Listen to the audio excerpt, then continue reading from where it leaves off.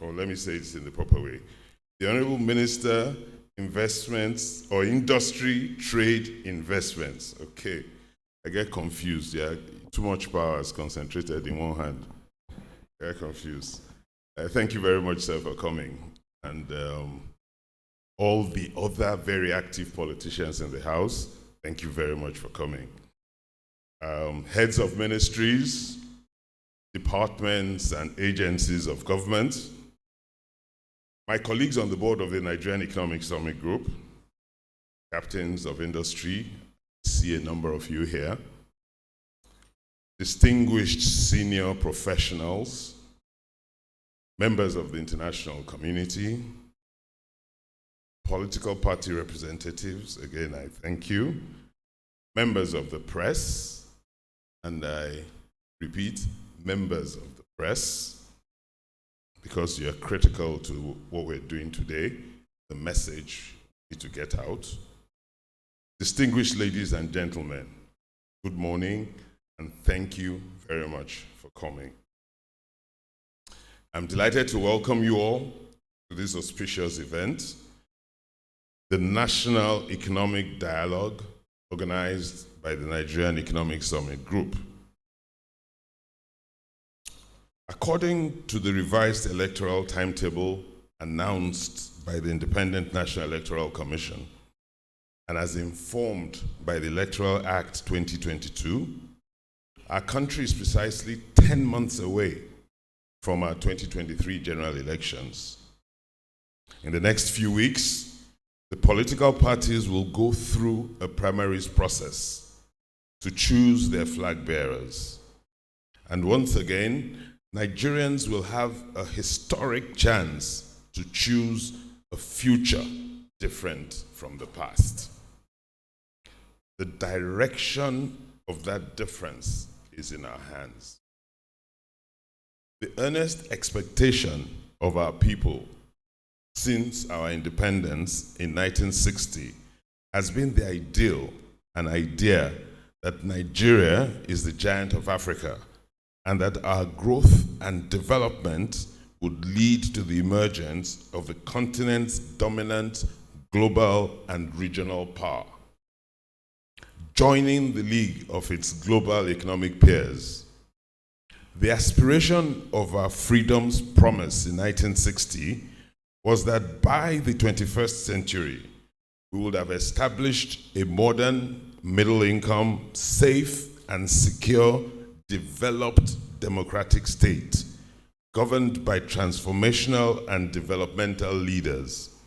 We would have built and sustained our institutions of governance, fully diversified our economy, propelled by technology, created meaningful value-accruing jobs for the youthful population, and we will be educating all our children, making them fit for the jobs created. And by now, that we would have eradicated abject poverty. Unfortunately, with successive manipulated elections, 11 known military coups, and finally, our return to democratic rule in 1999, we saw our hopes and expectations being continuously dashed. The vision of a peaceful, prosperous, united, strong, and cohesive federation where the rule of law prevails and no person is oppressed seems dimmed in today's formidable challenges. Consequently, this current electoral cycle offers a unique opportunity, hope, and an occasion for reflection. We as Nigerians should think about the past so we can properly chart our future when we head to the polls. Let us be clear. Our past shows that leadership matters. Our history indicates that the ideas placed on the political agenda and presidential manifestos are critical indications that those who aspire to lead us must have a complete understanding of our issues. Also, success in previous endeavors and or in lesser leadership roles and the antecedents of those who now aspire for office and their work pedigree are fundamental criteria and clear indicators of their capacity, ability, work ethic, and the kind of leaders that they will be ultimately. Across every engagement media, from the burning platforms of social media to the rural marketplace, our people discuss economic development. They discuss education, health, infrastructure, corruption, and security concerns. Underpinned by the fundamental objectives and directive principles of state policy contained in Chapter 2 of our constitutions, we will illuminate the agenda issues that must be firmly placed on the economic growth and development agenda for the next president of the Federal Republic of Nigeria and Commander-in-Chief of our armed forces, and all of the ruling class that will hold critical offices across all tiers and arms of governments of the Federation. Consequently, the process by which each party will select their candidates during their primaries and the characteristics and capacity of the persons selected is of critical and defining importance. Where the parties saddle us by their process and selection with candidates who are not fit for purpose, who don't have the capacity, the ability, the grasp of issues, the integrity, the courage, the love of our country and our people, then the options that we will have during the general elections will be poor and unpalatable. So, we, the people of Nigeria, must collectively signal to our political parties that they must select the best from their ranks and that we shall only support parties that present competent candidates. The purpose of today's event is to discuss the critical challenges in the Nigerian economy and the steps to be taken towards the betterment of the Nigerian state. Achieving the Nigeria of our dreams is the obligation of our government to us, the people. We, the people, also have a strong responsibility and role to play in ensuring that this is achieved. We must insist that as our politicians begin to set or reshape their plan on the way forward, they will be mindful of the various negative socioeconomic indicators and not lose sight or focus on finding a path to transformational progress. We, the citizens, need to pay attention to the quality of our political system, processes, institutions, and economic reforms. Our collective responsibility is to deliver a first world country with happy and safe citizens. This is a call to national service. We all must be more involved, more selfless, more tolerant, acting in the national interest. On its part, the Nigerian government has a pivotal role in addressing with utmost urgency 6 critical challenges causing economic dysfunction. These challenges are: 1, growth reflects the high rate of joblessness and poverty. This precarious unemployment situation derives from the low productivity of employment elastic sectors, which are agriculture, manufacturing, construction, and trade. Therefore, unless the critical binding growth constraints that we have, which face these sectors, are addressed, their capacity to create more jobs and decent employment will weaken, or will continue to weaken. They're already weak, so they will continue to weaken. Secondly, macroeconomic instability, which is characterized by high inflation, volatile exchange rates, weak external reserve, rise in public debts, deteriorating trade balance, and the misalignment between our monetary policy and our interest rates. These unfavorable macroeconomic conditions constitute a disincentive to investors, either us local investors or international investors.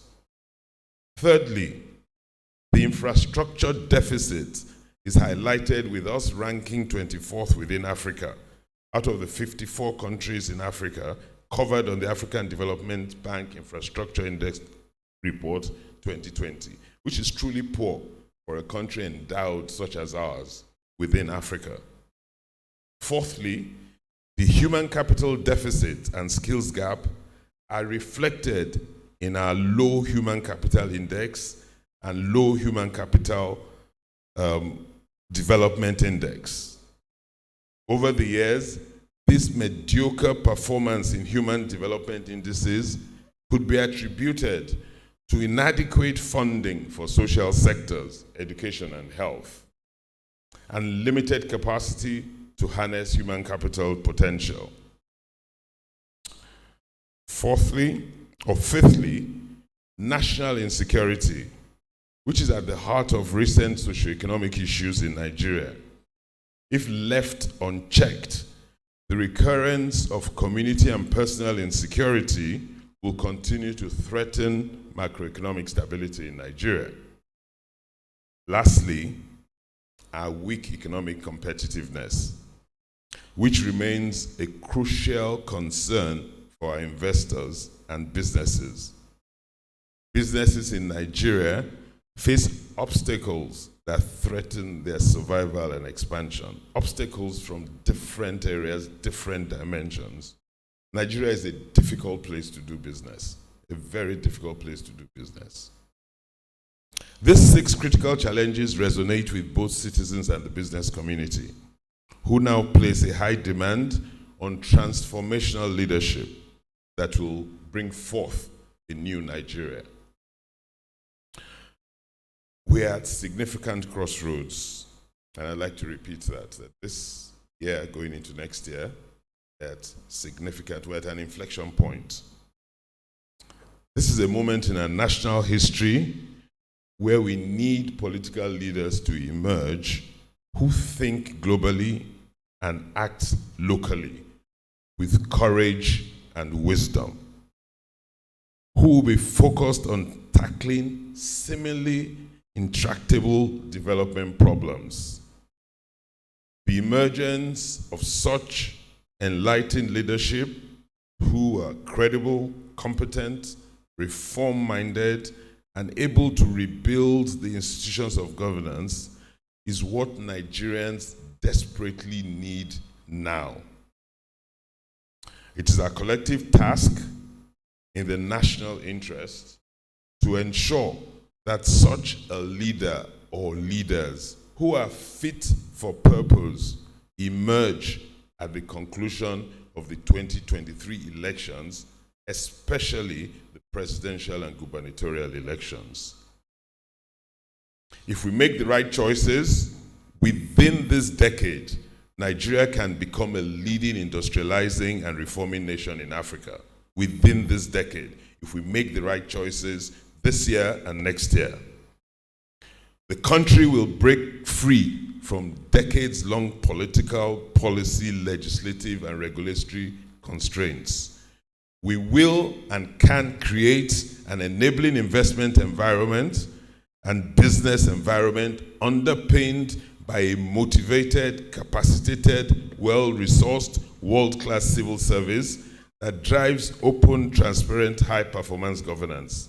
We can do so within this decade with the right leadership, but it is going to be a lot of hard work. Our judiciary can effectively become much stronger, much more stable, and uphold the rule of law, and our legislative houses will enact laws that benefit the people of Nigeria and which will elevate our country. If we make the right choices this year and next year, the country will move decisively towards structural and institutional reforms, which will unlock our local content potential, which will enable subnational diversification, strengthen our states, which will improve competitiveness and growth if we make the right choices. With the right policies being put in place and a level playing field being created, we will make substantial progress in poverty reduction, job creation. Our health facilities will improve and will drastically reduce the number of out-of-school children that we have. We will all be able to live safely within our borders with harmony.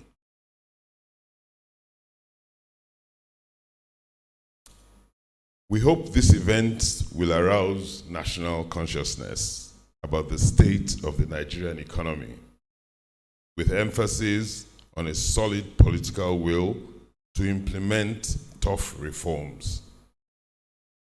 Let us be clear. A thriving economy ultimately assures a stable, substantially safe, and relatively peaceful country. I'd want to repeat that. A thriving economy ultimately assures a stable, substantially safe, and relatively peaceful country. As I close, I would like to reiterate that the Nigerian Economic Summit Group will continue to provide a platform for non-partisan engagements that give equal opportunities to different shades of opinion, issues, and insights on matters of our national development.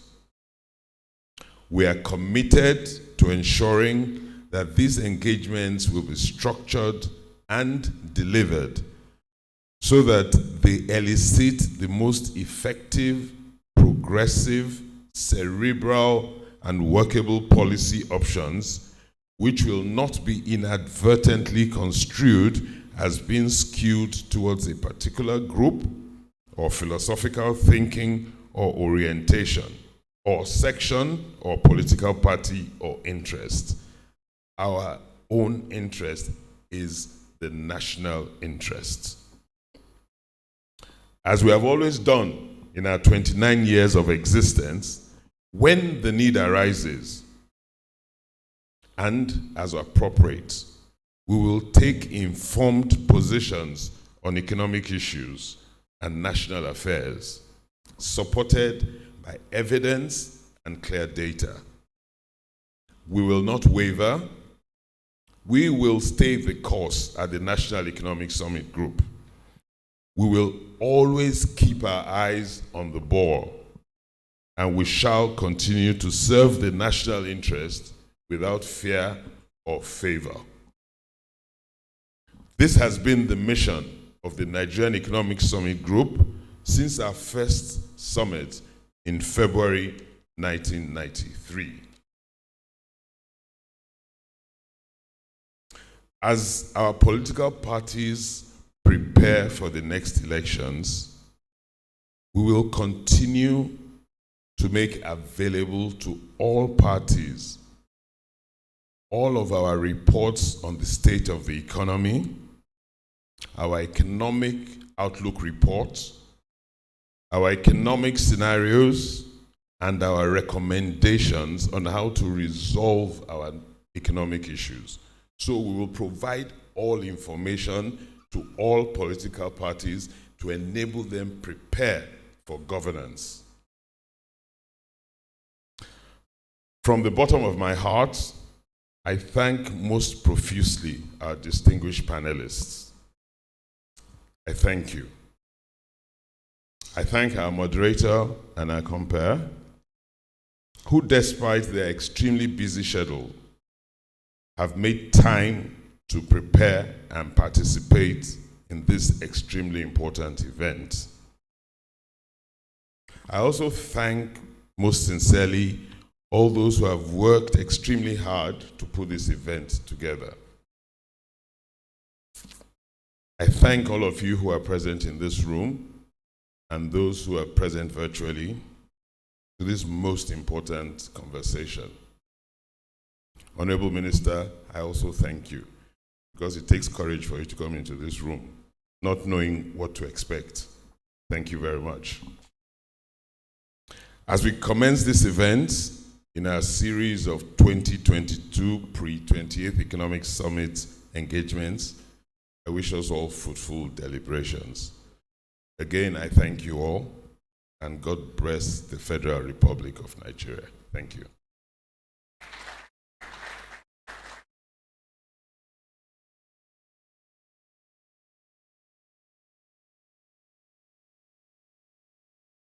A round of applause again, please, for our able chair, Mr. Asu Igodalo, chair of the NESG. He touched on a whole lot of issues there, very, very holistic, and particularly about ease of doing business in Nigeria. There's a data point, this is outside Nigeria, from the UAE, a company called Core. It's a commercial real estate firm, just to give you something to chew on.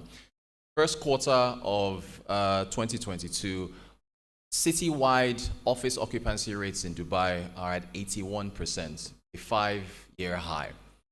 This is in the middle of everything that is going on right now. And what happens when you've got increased demand in office space?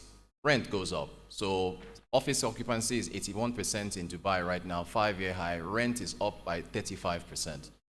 What are they doing? What are they doing? This is a question actually for our next speaker, who is the head of research at the NESG, Dr. Segun Omisikan, who's going to give us a presentation on the state of the Nigerian economy.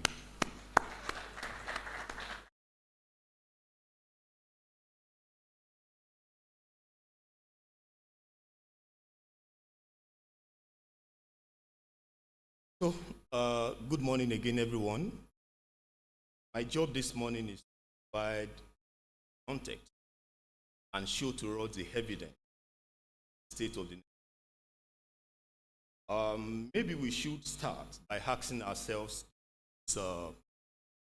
how economists, fundamentally basic Eco 101, were told that what determines the national output or income growth of a typical economy is influenced by the interactions among capital, labor, natural resources, and of recent by technology. And all these interactions have come together in a way that gives results, varied results to different economies. Many systems are used this basic economic model and foster prosperity. And this simple equation also has led serious challenges to so many economies, especially those ones that naturally resourced in case of Nigeria. And so the question we want to look into is, how do some countries combine their resources and prosper? And why should some try and try and try, and yet they are failing? Today, we're going to look at the basic issues that have directed or led the national economic narratives in Nigeria, and then we look at what can be done. The first theme that we think we need to look into is the fact that despite our resources, despite the labor, despite the skill, despite everything that we need to build a strong system, the Nigerian economy remains weak and non-inclusive.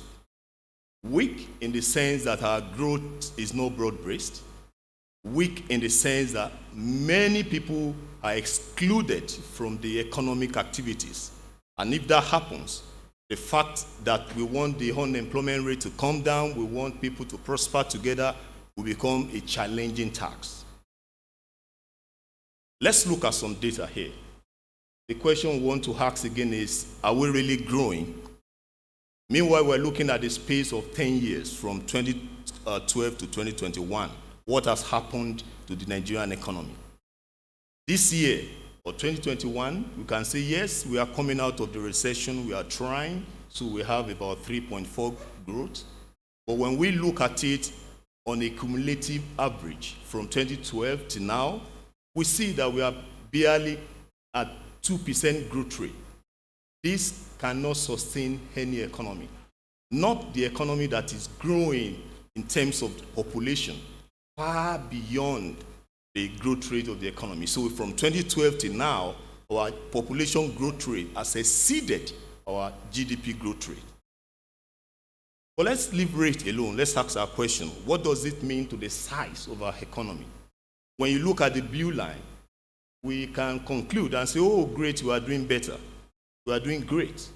But when we ask ourselves this question again and say, what is the real growth rate, the real size of our economy, when we remove the effects of inflation and so many other economic costs, we can safely conclude that nothing has happened, nothing has changed from 2012 to now. So the size of the Nigerian economy remains relatively stagnant. When we come down to the question again and say, what does it mean for an average Nigerian? We can say an average Nigerian, in terms of the income being earned from 2012 to now, is getting worse. The welfare is coming down. And these are clear signals that we need to do something very drastic.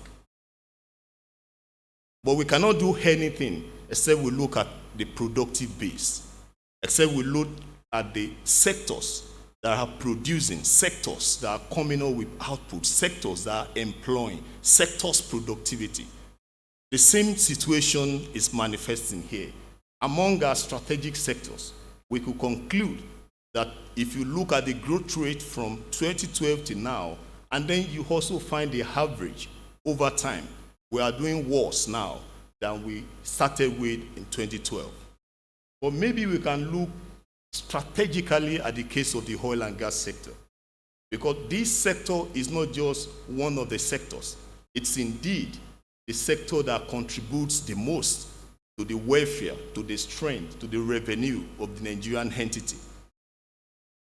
We could not, despite the increase in prices of oil, appropriate the benefits that come with that. Unlike all other economies, especially Saudi Arabia, who are already making sure that they are appropriating the benefits in the sector, Nigerian economy, especially the oil and gas sector, is still struggling.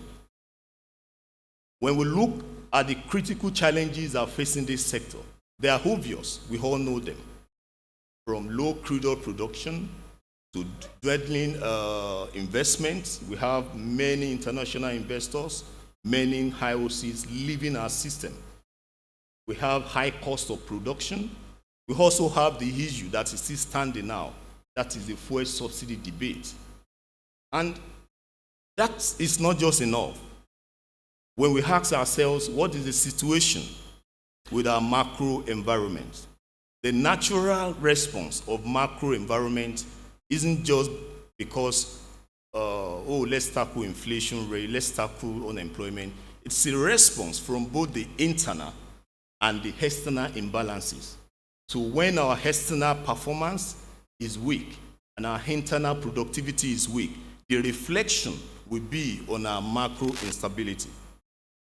For instance, look at the situation of unemployment, look at the situation of poverty, look at the situation of inflation rate. And most importantly, let's look at the situation of labor productivity from 16.9 in 2012 to 1.7 in 2021. this cannot sustain an economy. This is not just a question of inflation. This is a fundamental question that we need to look into. When we break down further what happens to the unemployment environment, we can conclude it doesn't matter the gender, it doesn't matter where you live, it doesn't even matter the type of certificate that you are parading. The problem is everywhere. We are struggling with unemployed youths out there. The next thing we want to look into is the fact that we have weak economy.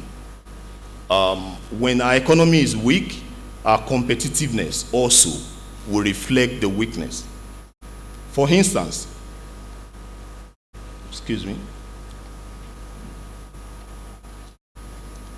if we look at the situation of Nigeria's performance among 133 countries surveyed with respect to the complexity index. Meanwhile, the complexity index shows how sophisticated your exports, your products, your production base, your productivity, how sophisticated, in a simpler term, are they, and how can they compete globally?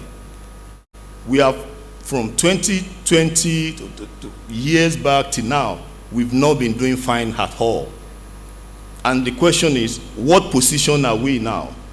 We have been doing 133 out of the 133. That's our position for the past 4 years. And now the question then is, if we have the whole product spelled out globally, if this, what you are looking at now, represents the global market space where countries come together to trade, the more of these products you are able to trade shows the strength that you have globally. But let's look at the situation with Nigeria. We hardly trade among all these products except oil, crude oil, gas. This shows that our economy or our products are not competitive. And the next one is infrastructure. We've talked a lot about infrastructural development in the social sector. We need to look critically into this also. And the last one, the national security. We are not just going to sit down and assume that the economy can function on its own without a sense of security among the people of Nigeria. And the fact that this is a main factor that drives growth and competitiveness and development shows that we need to consider this now. But let's stop all this identifying the problems. Let's look at what can be done. I know we all know the data. We are all familiar with what the situation is. But the question is, what can we do now? How do we change the game? In this next 10 years, as it has been said, how do we change the game? What do we need to do that will make a new Nigeria emerge? The first thing is the fact that we need to rethink what socio-economic development outcome means for an average Nigerian. For instance, we know that of America, American dream. When a child is born, you know what is in for you. You already know how the nation, the state is taking care of you. What do we have for Nigeria? What is the plan for that child that is born? How do you know when you have your children in Nigeria, these things are provided for them? A job, quality education, level playing field, security, and so many other basic factors. Beyond this, we also need to rethink the role of market and private sector. When markets are highly regulated to the extent that they become inefficient or ineffective in performing basic economic activities, such an economy cannot grow. We need to ask ourselves, we need to look at the role of market in developing our nation. What do we see to the market reforms? How do we price our products? The issue of subsidies and so many other commodities are hanging between should we continue to pay subsidy or should we expose it to the full market? These are critical questions that we need to look into before we can have a dream of a new Nigeria that we all desire. We also need to deepen sectoral reforms to support broad-based and competitiveness. we should make sure that we have value addition, value added, and in a way that sectors are interlinked. It's not unsurprising when you look at the structure of the Nigerian economy. For instance, you look at agriculture, that seems to be the leader of other sectors in terms of the contribution to GDP. But in that sector alone, you will discover that crop production, one of the subsectors, happens to be the major contributor of this growth, about 90%. That is not broad-based. That is not competitive. We need to look down and ask ourselves, what resources do we have to make sure that everybody, every sector has the access to contribute to the system? And the next one also is the fact that we need to look at the new model for integrated national development. We've had a long talk about the federal government, the national government. We talk so much about what the national is doing, but we don't look at the subnationals. We don't look at the competitiveness at the local level. We need to have a model that look into the collective development among the subnationals that we have in the country. And the next one is that we need to look again into strong social development. Markets needs to be carried along in our social interventions. We should stop throwing money that will disappear after some months and develop a system that will make sure that people are not just being given what to eat, but they also learn how to feed themselves. The next one is the fact that we need to develop workable and inclusive national security strategy in all dimensions, not just in terms of the military aspect, but also in terms of food, in terms of health, and in terms of every security challenges that we're having as a nation. As a nation, we are faced with the unique opportunity to learn from and reflect on economic management and policy choices that led us where we are today, and be ready to take tough choices to build and build better. Thank you very much.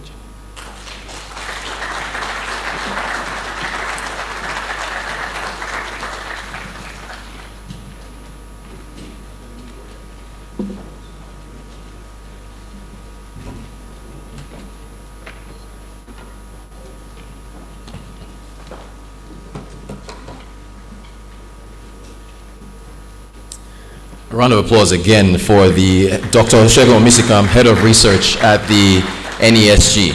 And you can see the little nuggets that he threw in there with the depth of research. Crop production, 90% of agric output in Nigeria. All right, it's time for the panel discussion. I want to call on the moderator. There she is. There she is. Mrs. You read Nancy Drew. Did anybody read Nancy Drew books back in the day? Mrs. Nancy Ilo-Naji, who's a journalist, executive producer, anchor of Moneyline with Nancy on AIT. Nancy, come on up.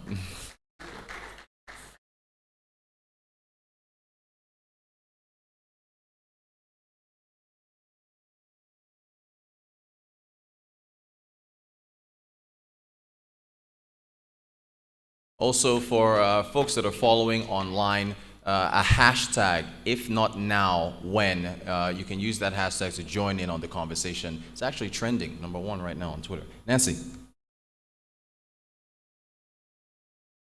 I think Rotus has just handed over to me to do the introductions for my panelists. Rotus. There's actually going to be a video that is going to introduce each and every one of the panelists. Okay, so I should take my... Okay, you would have told me so. I'm so sorry, Nancy. Go ahead, take your seat. For Nigeria to achieve improved and inclusive socio-economic outcomes. China started since the first Nigerian Economic Summit. However, at the 27th Nigerian Economic Summit, we focused on the theme, securing our future, the fierce urgency of now. The urgency remains till this very day and beyond. Today, Friday, 20th May, we present to you a national economic dialogue. Theme, critical challenges confronting the Nigerian economy.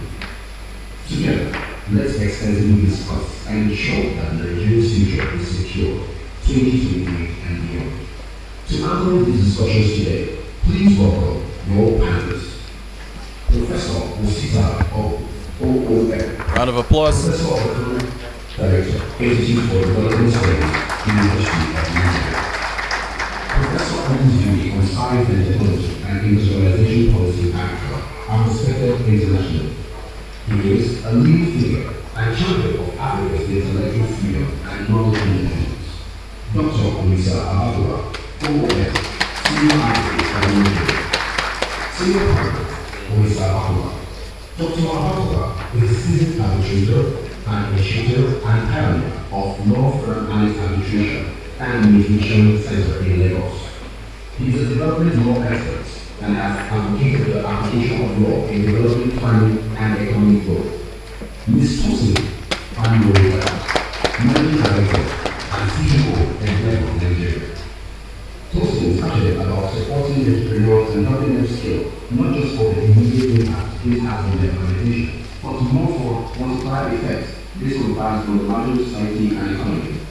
Mr. Ari Ison, Resident Representative of IMF Nigeria.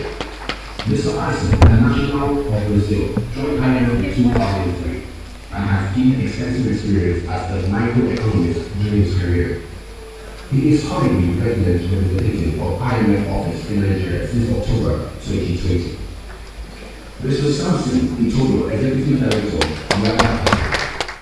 over the last decade, Samson has worked to promote electoral integrity, constitutional and electoral reforms, and facilitates the inclusion of young people in politics. One of his most significant achievements has been the successful campaign Not Too Young to Run, to lower the minimum age for elective office in Nigeria. Dr. Husseini Abdul, Country Director, CARE International Nigeria.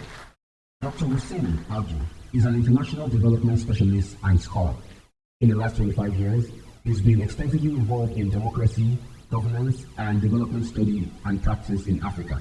He's been Country Director of Action Aid, Plan International, and currently CARE International in Nigeria. This session is moderated by Mrs. Nancy Ilo. One more time. Journalist Executive Producer, Moneyline Africa. To ensure a national dialogue, this session is interpreted for our virtual audience in some indigenous languages: Hausa, Igbo, Yoruba, and Pidgin. Full on-screen instructions to gain access. Thank you, and good morning, everyone. I thought I would get a round of applause at least, so that we can start the panel session, because this is what we've been waiting for. So good morning, distinguished ladies and gentlemen. It's really my pleasure to moderate this NESG's National Economic Dialogue with the theme, Critical Challenges Confronting the Nigerian Economy. This panel's job is simple, but yet critical, as it will discuss most of the things that the chairman of the NESG has enumerated and the head of research, Dr. Segun Misheki. But what this panel would also be doing will be to, importantly, recommend the solutions to the obvious socioeconomic challenges along these 6 areas that have been mentioned. If we take a look at the 2023 elections that is just gradually approaching, which has taken over, given the speed with which the presidential aspirants are expressing their intentions to run for president. In fact, never in the history of this country have we seen this. Over 50 aspirants. The last time I counted, I don't know if they're up to 100 now, expressing their intentions to run for president. This shows that the 2023 presidential elections will be the most hotly contested elections in Nigeria's political history. But a close assessment of the process reveals that regardless of the political party, just check it out, any political party, be PDP, APC, YPP, or whatever party, the economic issues have not been front and center. Even though we're going to be seeing economic issues, they are just cheap sound bites. Those are just sound bites that every Nigerian laments and complains about. And it is somewhat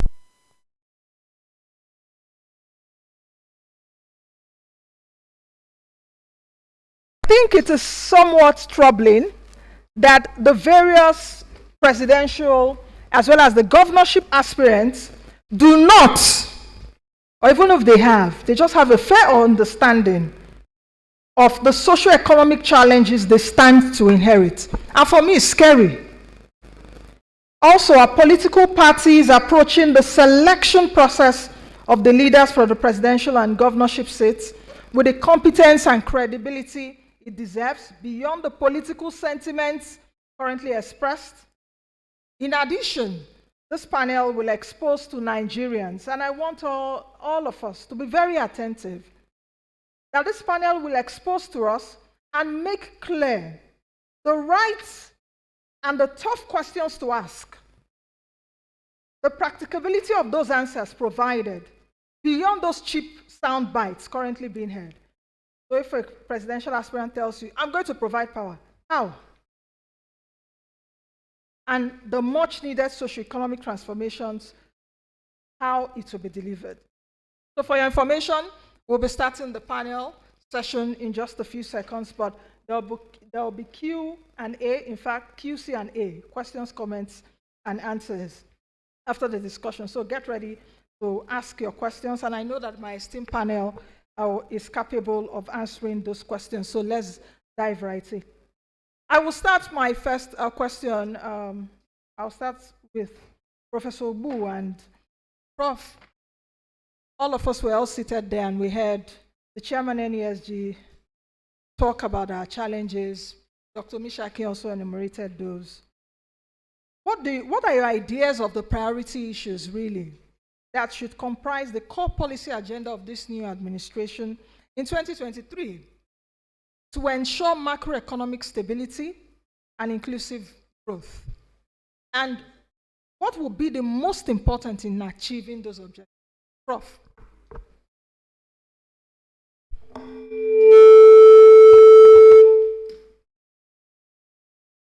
Thank you very much, and thank you, NESG, for inviting me. I think you are asking me actually to rehash what the chairman has already said and the researcher has said.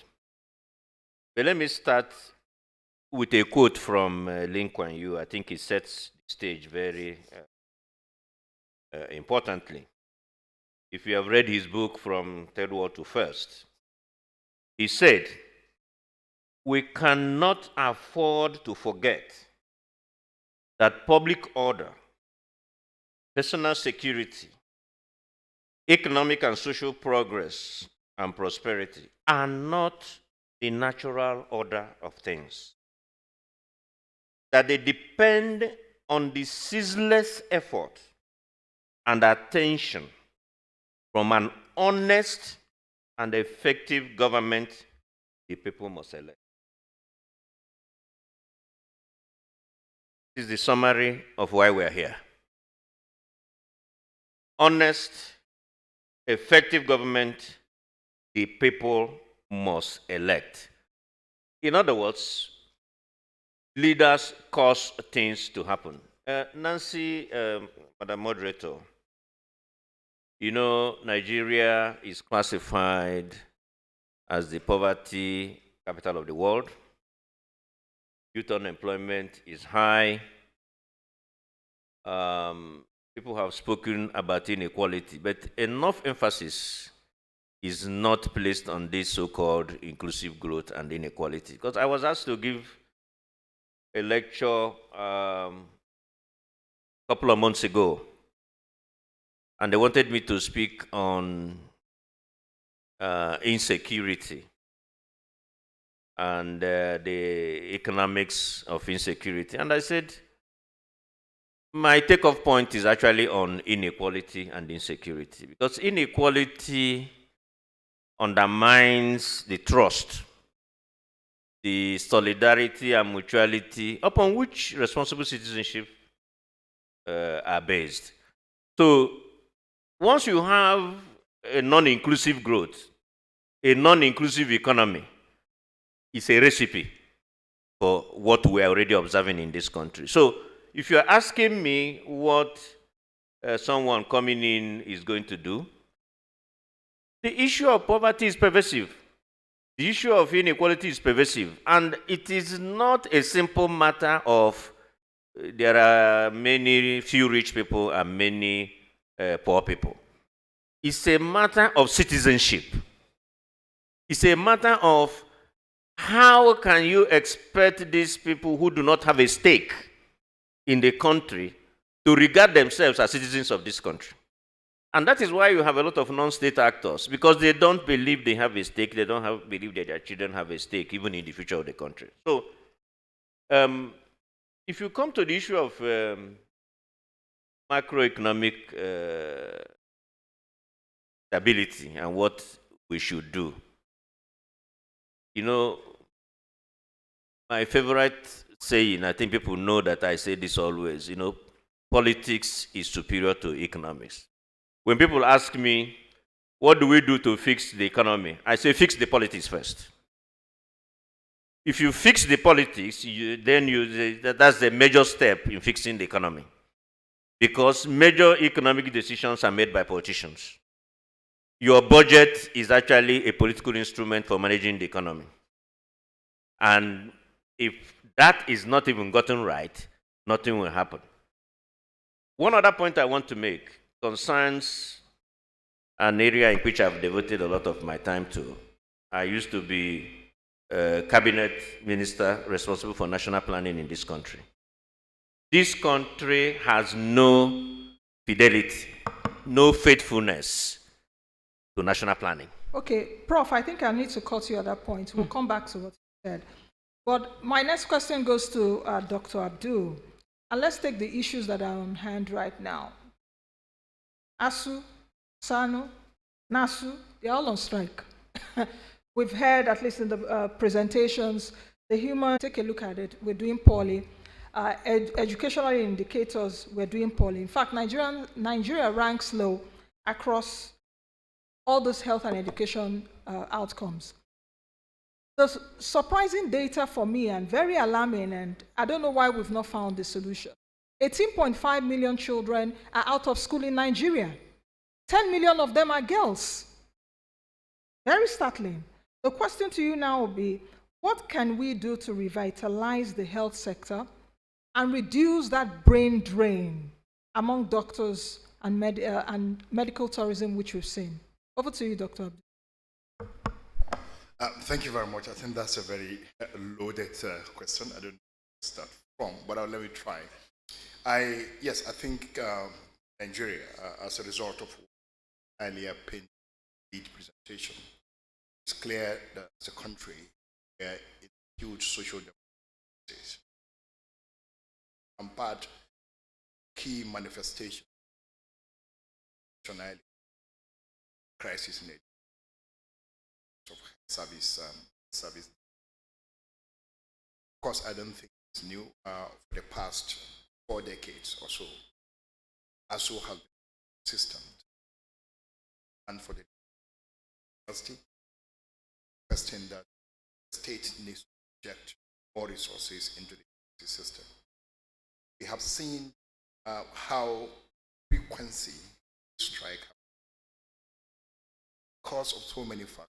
One, the numbers of universities have increased in the last years.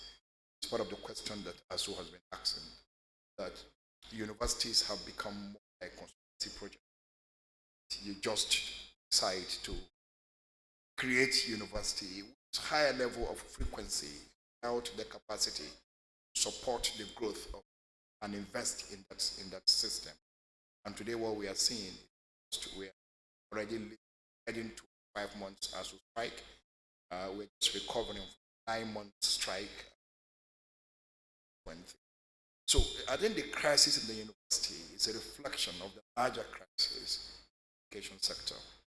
Of course, 18.5, very alarming statistics. I work on education. I don't want to question it. But I know that the pre-COVID situation,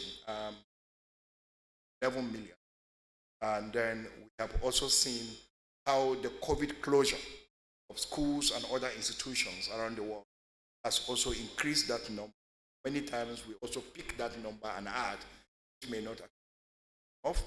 And then secondly, the violent conflicts in some parts of the country, particularly now in the Northwest, has also led to the closure of several schools. A lot of children are out of school. But to be sure, yes, it is true, the level of girl child or out of school girls is huge and total. And that, for instance, characteristically, is highly, highly peculiar, particularly the Northeast and the Northwest, where less than 50% of girls are attending primary school. So that's totally unacceptable. For the Northwest, it's about 47.3, and for the Northeast, about 47.7. That is the lowest you have in the country. At a time that countries like Botswana and who actually boast about 88% of literacy rate, in Nigeria, we are still hovering around 7%. So there's a lot we actually need to do in terms of investing in this sector.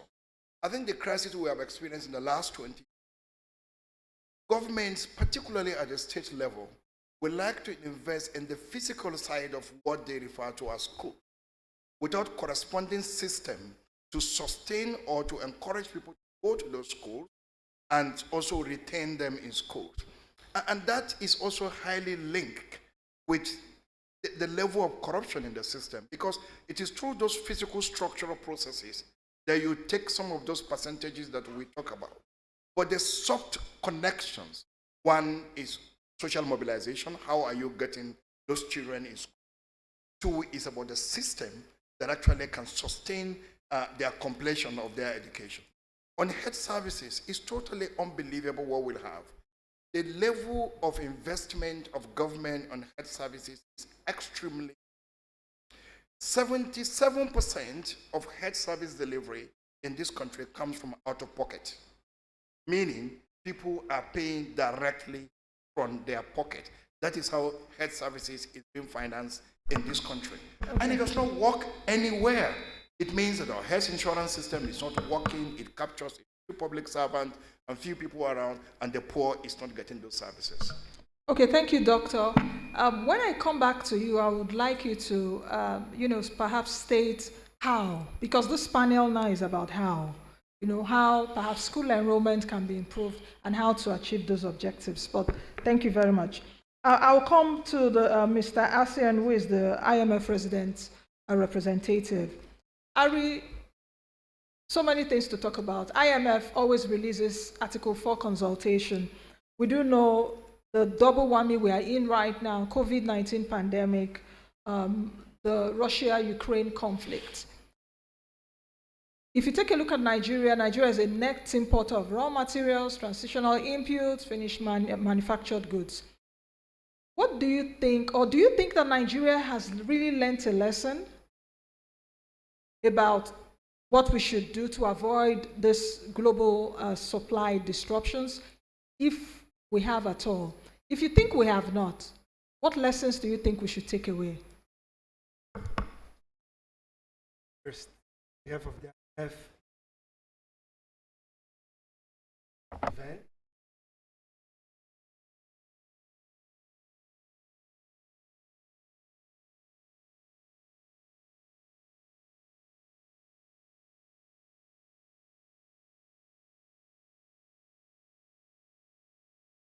very important.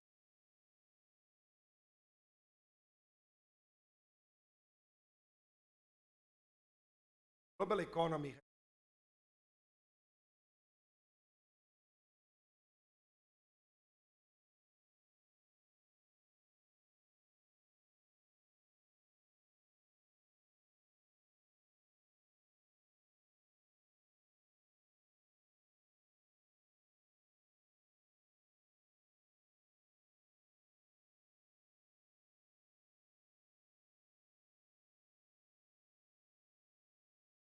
price.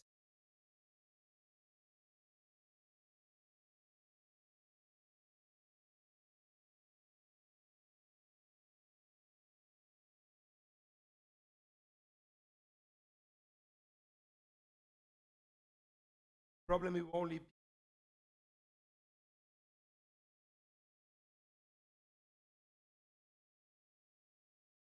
side, you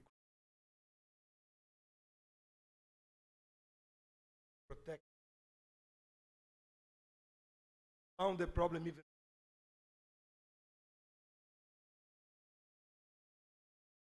That's an important message. Trade function help expensive prices not to increase.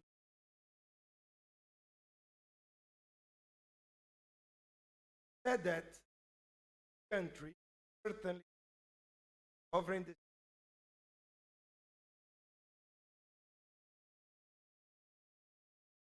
here I would like putting population bus very important of object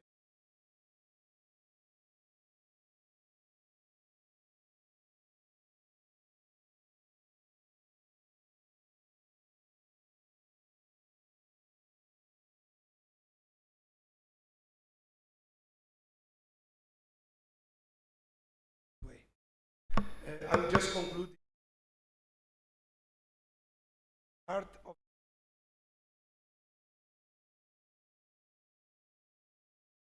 economies are more diversified. Sub-Saharan Africa, like Rwanda, are standing up better to face shocks.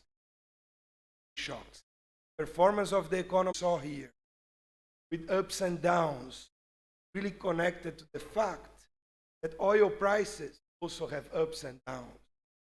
So to the extent that efforts can be put, diversify economic structures out of oil in the case of Nigeria to other domestic sectors that have comparative advantage, and here I go back to agriculture, I think that would increase the resilience of the Nigerian economy to these macroeconomic shocks that unfortunately are becoming more and more pervasive.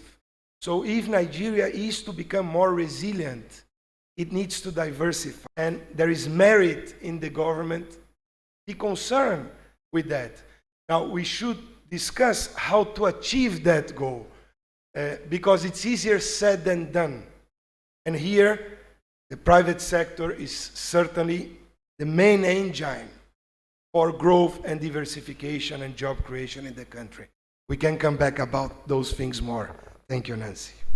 Thank you, Harry. We'll come back to it because when you talked about diversification, what came to my mind was that how, Then the second thing which you talked about, you mentioned oil. We do know we've seen oil boom in the last few months.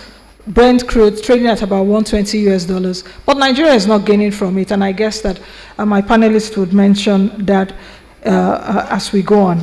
Dr. Agbakoba, the next question comes to you. If we take a look at what Dr. Mishaki presented and all of that, I would want to get your thoughts on the two priority areas, really, that the incoming government in 2023 should focus on in terms of the rule of law and its enforcement in order to foster a prosperous economy. Prof earlier said politics is superior to economy. But I know, was it in 1996 during Bill Clinton, if I'm not mistaken, James Carville said, is the economy stupid?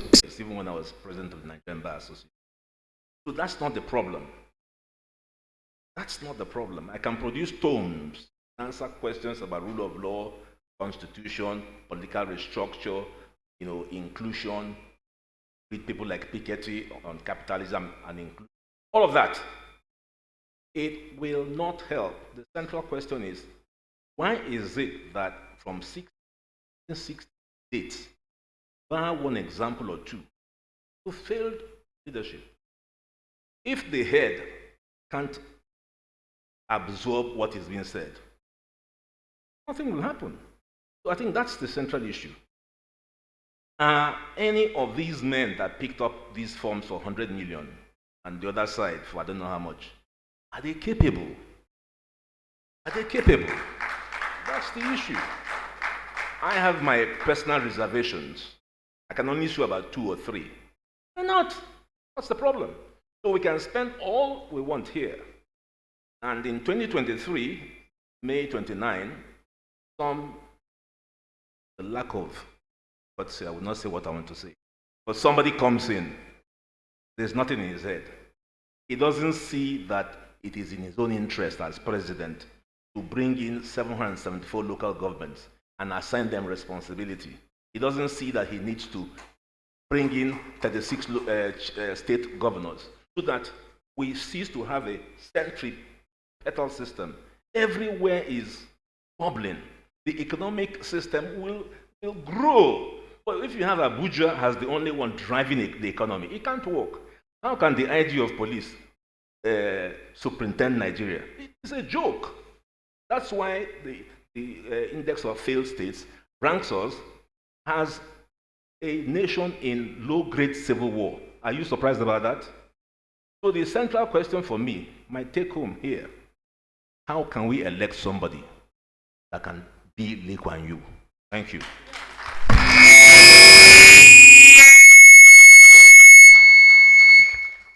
So, Dr. Agbakoba, we will take it from there. Studio. So, Samson, the question. Samson, the question is to you now.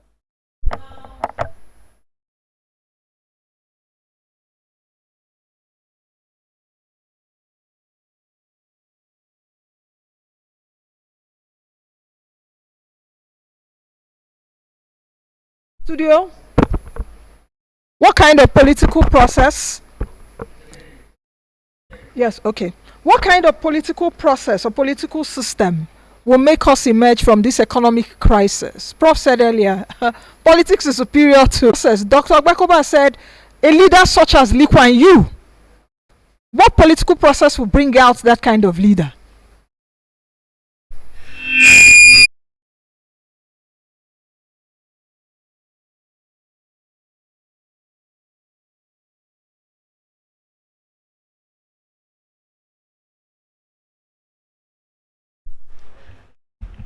We can't respond to this question without looking at these 4 key pillars of leadership development.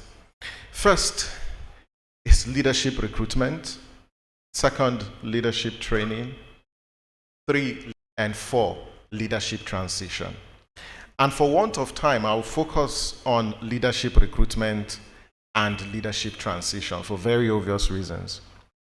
The truth is, if you have a political process that is highly commercialized and monetized, if you have a political process that is plagued with a deficit of ideas competition, the recruitment process within political parties is about the highest bidder and the highest spender. It's not the one who has the best of ideas to fix the problems of our countries.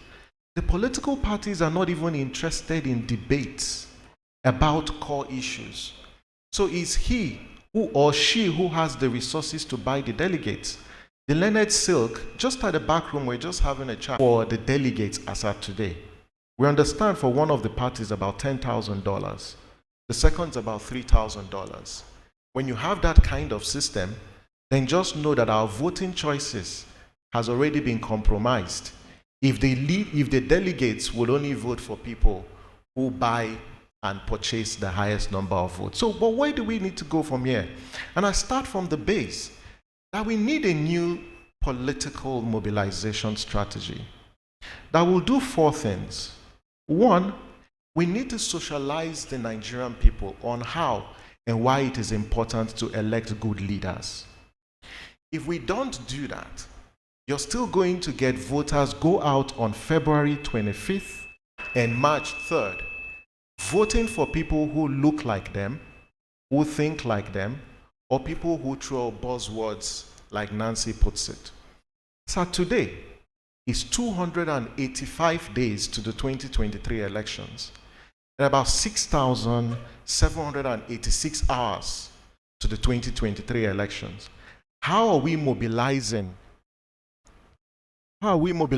people to raise the bar on their participation and not necessarily focus on issues around ethnicity. Doing is helping push that conversation. But those papers, those reports will still remain complex and what politicians will call English and technical documents. Will understand these issues and speak about them. And I love the plan, by NESG to organize, some sort of debate around the economy in the build-up, to the presidential elections. The third is about, we as a people even registering to vote at elections. It's great to have these conversations in this room, but can NESG, also amplify the need for we to register and collect our votes? The danger in 2023 is to have uninformed voters go to the polls and vote in the same way that they have voted. Okay. But the task is we raise the bar and make sure those who are voting in 2023 are informed voters who understand these issues. Thank you.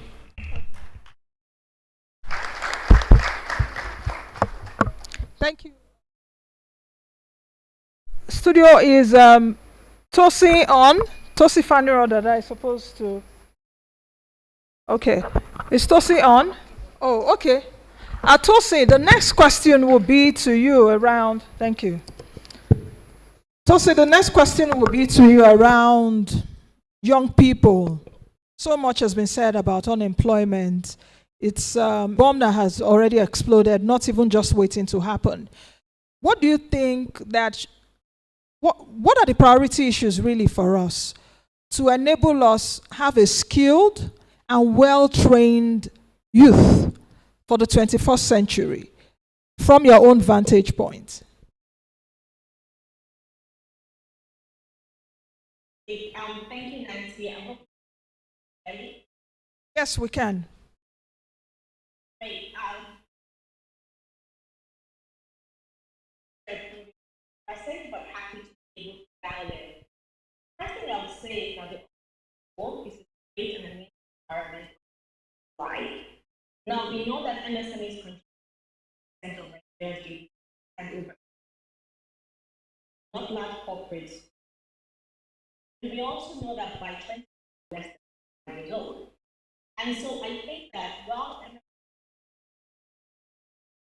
jobs, health, and multiplied effect of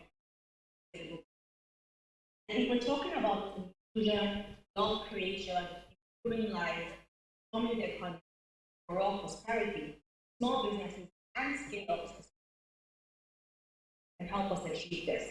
They're currently working to solve challenges in payment, logistics, commerce, digitizing the supply chain, pharmacies, hospitals, also digitizing the. Now, I don't think we should reinvent the wheel. I think a lot of times when you have a new party or administration, start to reinvent the wheel.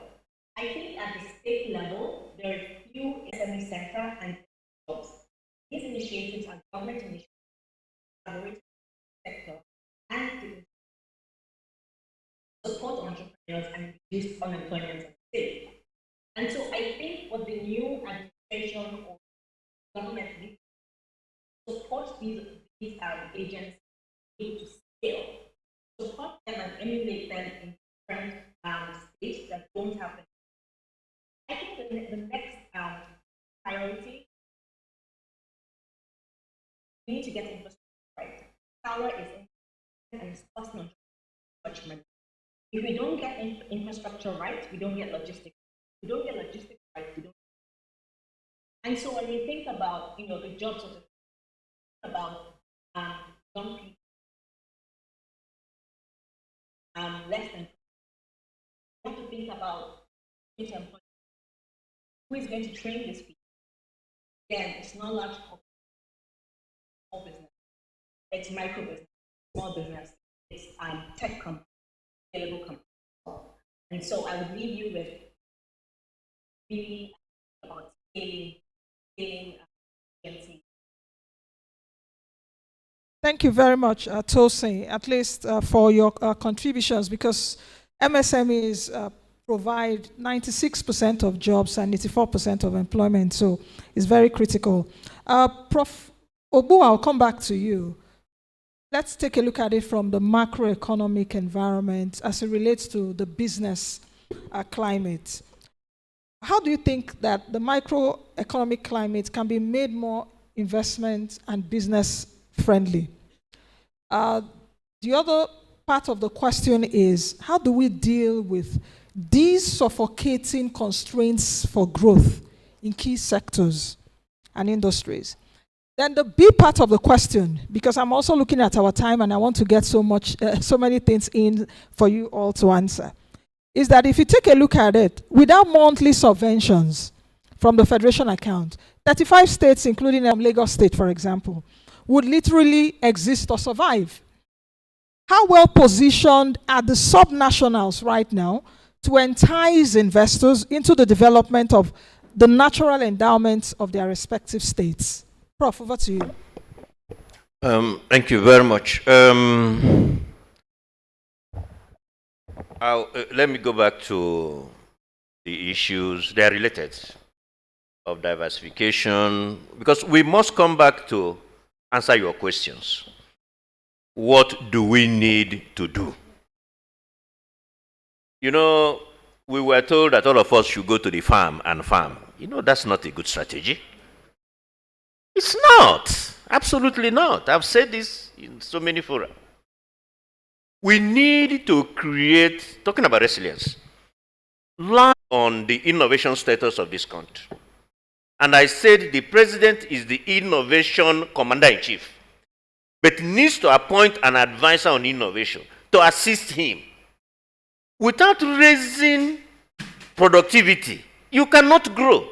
Without growth, you can't have income. Without income, you can't reduce poverty. These things are sequential, we know. So, the same with the industry. It's unfortunate the Minister of Industry left. The Ministry of Industry must be raised to the level of Ministry of Agriculture. Because there are serious infrastructural issues that the industries face. So we need, you know, when people say government has no business in business, I say that is total, nobody should be saying that. What reasonable people mean is government should not run business. But government has absolutely business in business. It's the government that incentivizes, it's the government that directs, it's the government that creates the environment. Talking about the environment. And by the way, NESG, I would suggest that in the next couple of years, maybe we should leave Abuja. Chairman, I hope you're listening. And start going to states. We are not putting enough such light on states. Let's carry NESG to states. States must be transformed into engines of prosperity, centers for policy innovations. Some states are doing better than others. You know, there are ease of doing business in states. And some have been able to engage in certain reforms. So you loaded me with a lot of questions. But the point I want to make is that if you take the manufacturing sector, where I am a preacher of the manufacturing sector. By the way, we have a very short window because the fourth industrial revolution is upon us. The short window we have is that the cost of robotics and all the fourth industrial revolution, Internet of Things, are still very high. So our, what do you call it? Labor-intensive manufacturing has a very narrow window. Once these costs come so low that they can perform at a very low cost, more efficiently, your cheap labor has no value. So we need to move contribution of manufacturing to GDP from about 10-12% that it is to 40%. And actually, Nancy, no nation has made this transition of lifting people out of poverty without a robust manufacturing. It's never been done. And I think that emphasis, the state must understand it. It requires leadership.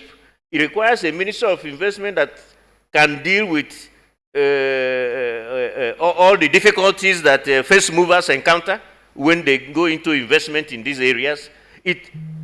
We have created special economic zones, but are they manned properly? Are they the boards that govern them? Do they understand the roles they're supposed to play? These are supposed to be islands of infrastructural self-sufficiency, where you go in and everything is set up and you can do. We must return to those. Finally, like Dr. Abakoba, there's a bottom line. People talk about national interest, national this. The crisis of the nation, the reason why you elect the people you elect is that we are still in the process of constructing our nation. So when people say national interest, I say, which interest is that? So we are still on that road. So you need also a leader who understands that the nation needs to be constructed in the first instance. When you construct the nation, where we're all emotionally attached to that nation, you begin to see things work a little differently. Thank you very much, Prof. This next round, it's really about the key issues that have been cited. Leadership, leadership, leadership, because I see the missing link in all of this is leadership. And how do we get these political parties to choose competent candidates at their primaries?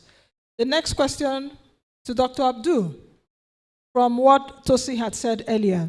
By 2050, Nigeria's population is projected to be 400 million. Do we, yes, I heard on the audience, yes. So additional 200 million will be added to us.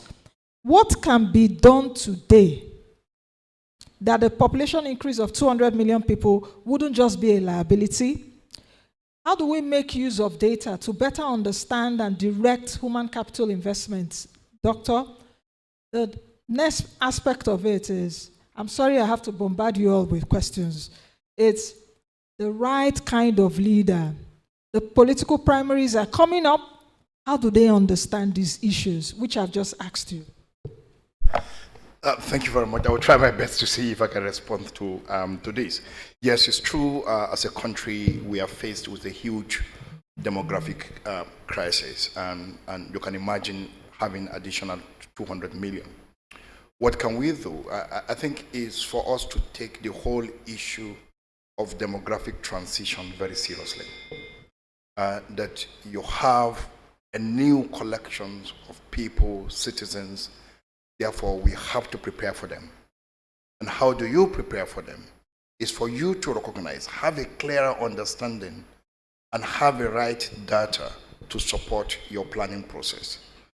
Development does not happen by just happenstance. I think someone mentioned that here. You have to be deliberate about it, you have to plan for it, and you have to work for that. So if we are, I think, I believe very strongly that we need to take our population seriously and plan it. And any leader that we are going to have in this country must recognize the crisis of our demography and respond clearly to the need of Nigerians to plan. Because we can't continue on this biological production trajectory of massive population growth over the years without adequate plan for it. So that for me is key. Number two, in the course of dealing with our demographic transition, then we must create opportunities. And that's probably where I may differ with Prof. Particularly, and when you set up a diverse team like this, you need to get some differences. My line of work takes me very closely to very poor and excluded people. And I recognized strongly that the small things that these people do, whether we call it small-scale farming or we call it informal and whatever, is highly important to their livelihood. And that development conversation is not simply about mega production. It is also about protecting the smaller producers of this. And for me, if we are going to deal with the whole conversation on the demographic transition, those smallholder farmers, particularly the women farmers who are actually involved in micro production and processing, who are the largest tillers of our land, needs to be protected. Their lands are protected. They are given the necessary support to grow their businesses. Businesses are informal, not because people want them to be formal, or to be informal, but because it is within the context of the resources and the capital available to them. That is why they are informal. As more capital is injected into their business, there will be a natural transition to the formalization process. I think business formalization is not done by law, by decree, or it is done by proper capital injections into that production process. And this is what we need to do in that demographic transition. All over in Africa, there is no single African country that is being fed by large farms. Food security largely across all the African countries that I know, from the north to south, from the west to the east, is sustained by smallholder farmers. If we want to strengthen that, we can grow, because the large farms are export farms. That is important. We need them. We need to strengthen our foreign exchange and all that. We need to strengthen that. We need to promote them, but we need to also protect the small one. Who is the kind of leader that we want to see? And I think I strongly agree with Professor Egbo and Samson. The politics is key, and I'm surprised that Prof is saying that. I thought it's political scientists that emphasize on how important politics is. I think politics is very important. And I believe that our system can only produce a leader that the system is prepared to produce. That's a challenge. The trajectory of our democracy actually has been deeply weakened over the years, and we've all talked about the monetization. But what Nigerians should look out is, who is that leader that can bridge this country, that can unite the country, that would think beyond him or herself and think largely about the country. Nigeria is a very hyperactive country, and so we also need a leader that can be very engaging. You need that leader that is very effervescent, that can engage, that can move, that is mobile, that can also communicate. Modern leadership is also about symbolism. So the symbol of dropping something, of communicating, of setting the right example is very key to either the economy and also the kind of politics that we want to drive. Thank you. Thank you very much, Dr. Abdul. Dr. Agbakuba, taking it from where Dr. Abdul stopped, talking about this leadership question, I'm getting a sense here that if we continue on this trajectory, we would also produce the same set of leaders in 2023 which we produced. And it's scary. Does it mean that Nigerians are getting the leaders that we deserve at this point? The issue about restructuring also has been heard repeatedly. You talked about how can the IG of police be in Abuja and superintend over close to, I think, 500,000 police people across the nation.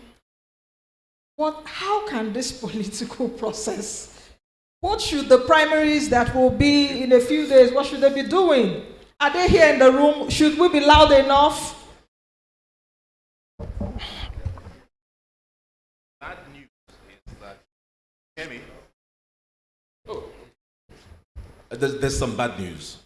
Now, in my long days in civil society, we were taught that democracy has 4 oscillations: authoritarian, semi-authoritarian, illiberal, and liberal. When the military was pushed out in 1999, we were said to have moved from authoritarian to where? That's the issue. Where? Semi-authoritarian. Where? Semi-authoritarian.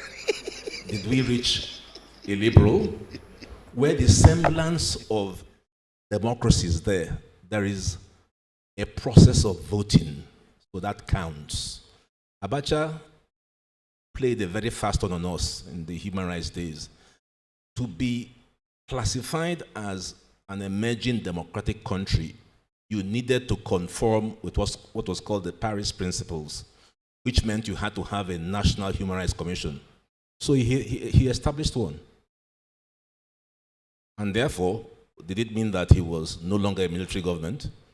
So form is deceptive. The shocker for you is that we are about 70 years behind on democracy's oscillation. I put us at number 2. I will grudgingly concede we're at number 3, illiberal, but I think we're 2. We go from semi-authoritarian to illiberal. When you have this sort of situation, you have political people controlling the process, and votes don't count. And that's the truth. So my unfortunate prognosis, I'm sorry to be a bearer of bad tale, my unfortunate prognosis is that it will take quite a while for the votes to count. And that will play into the hands of the enclosed political people who don't understand parties. So they go from APC to PDP and back, up and down. So it shows you. So, Doctor, does it mean that what we are going to be doing in the next few months is a waste of time? Absolutely. Absolutely. Absolutely. It's a done deal. Forget Something, yeah. Can you come in there? Forget about it. Something, can you come in? Are they telling not too young to run that what we're going to be doing will be a waste of time in the next few months or weeks? Well, I think the political process and the political process. I think what the it's a done deal. What the Leonard Silk is saying, and having the benefit of history, he's able to speak as an elder statesman who has seen it all. He's on. You can. Okay. Yeah. Well, and I agree with him to an extent, but I think there is a good news, and the good news just stems from, this renewed or this surge in citizens' activism. And let me first make the point about votes counting. And if we look through history from 1999 till date, if there's one aspect of our democratic life that has recorded tremendous growth, is our electoral process. There were times in this country, and I always use this as a classic example, there were times in this country where our voters register had Michael Jackson, they had Mike Tyson. In fact, they had a plate of rice in our voters register. But today, we have an improved register of voters that to a large extent is one of the best on the continent. In this same country, just a few years ago, in 2007, when elections will be going on, people are standing on the queue, and results will be declared in Abuja. I say in the raw sense of responsibility, you can't do that today. If you do that today, that election will be declared invalid. But the fundamental question is, despite this progress, has it produced responsive and accountable leaders? And when we have this conversation, we need to look at this from a broad perspective and not just focus on one aspect. Because yes, you have the judiciary that determines the last vote. And it's not the voters on election day or INEC that determines the last vote. So when we talk about this, we look at other institutions and their interplay or interface with the electoral process. But I say votes are counting, and we encourage people to come out. And I don't think that whatever we do between now and the elections is a waste of time for 3 reasons. One, the elections are not about the executive positions. The elections are also about the legislature. And so as we talk about presidential elections and governorship elections, are we looking at those other agencies of protection within a democratic system, like the legislature? Yes, some legislatures may be lame duck, but there have been reforms that guarantee, the independence of the legislature. If we have people who can't stand in the hallowed chambers of the National Assembly, perform effective legislative oversight, perform or provide equitable representation, and promote or pass or propose legislations that fix the crisis that we have, then they can hold a rogue executive to account. But all this cannot happen if you don't have a population, a critical mass of Nigerians who have registered, who have their PVCs and are willing to vote. It's just unacceptable that for presidential elections you have only 35% turnout. Now, our agenda should be, how do we increase turnout? And it's turnout of voters who are informed, who can make informed choices. If we continue to hold the view that things will not work and we are wasting our time, then nothing will ever change. Okay. And I want to end by actually noting that there are citizens in this country who are making contributions and want to make this system work. Let's support and consolidate on their efforts, because Leonard Silk, we are also consolidating on the efforts that you made and others in struggle for democracy and kicking the military back to the barracks. I think it's that consolidation that will take us to where we want to be.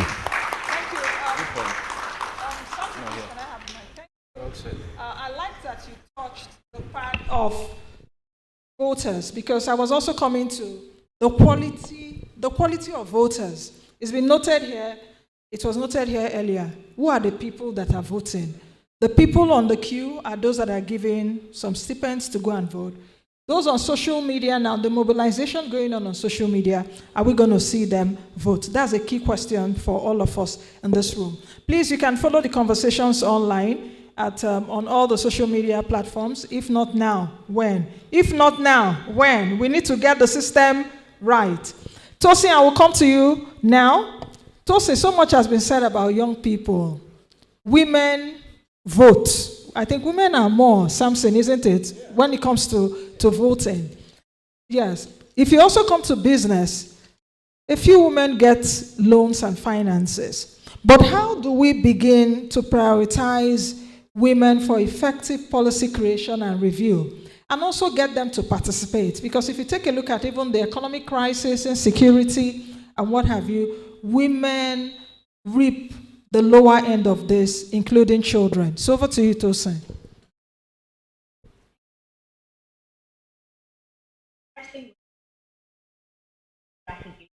Deliberate strategy to include women. And I always think that representation is a panel where women so we need to have women in those conversations. So we need to have women at the boardroom. And so I think, I can't see you, but I can just see I can see that.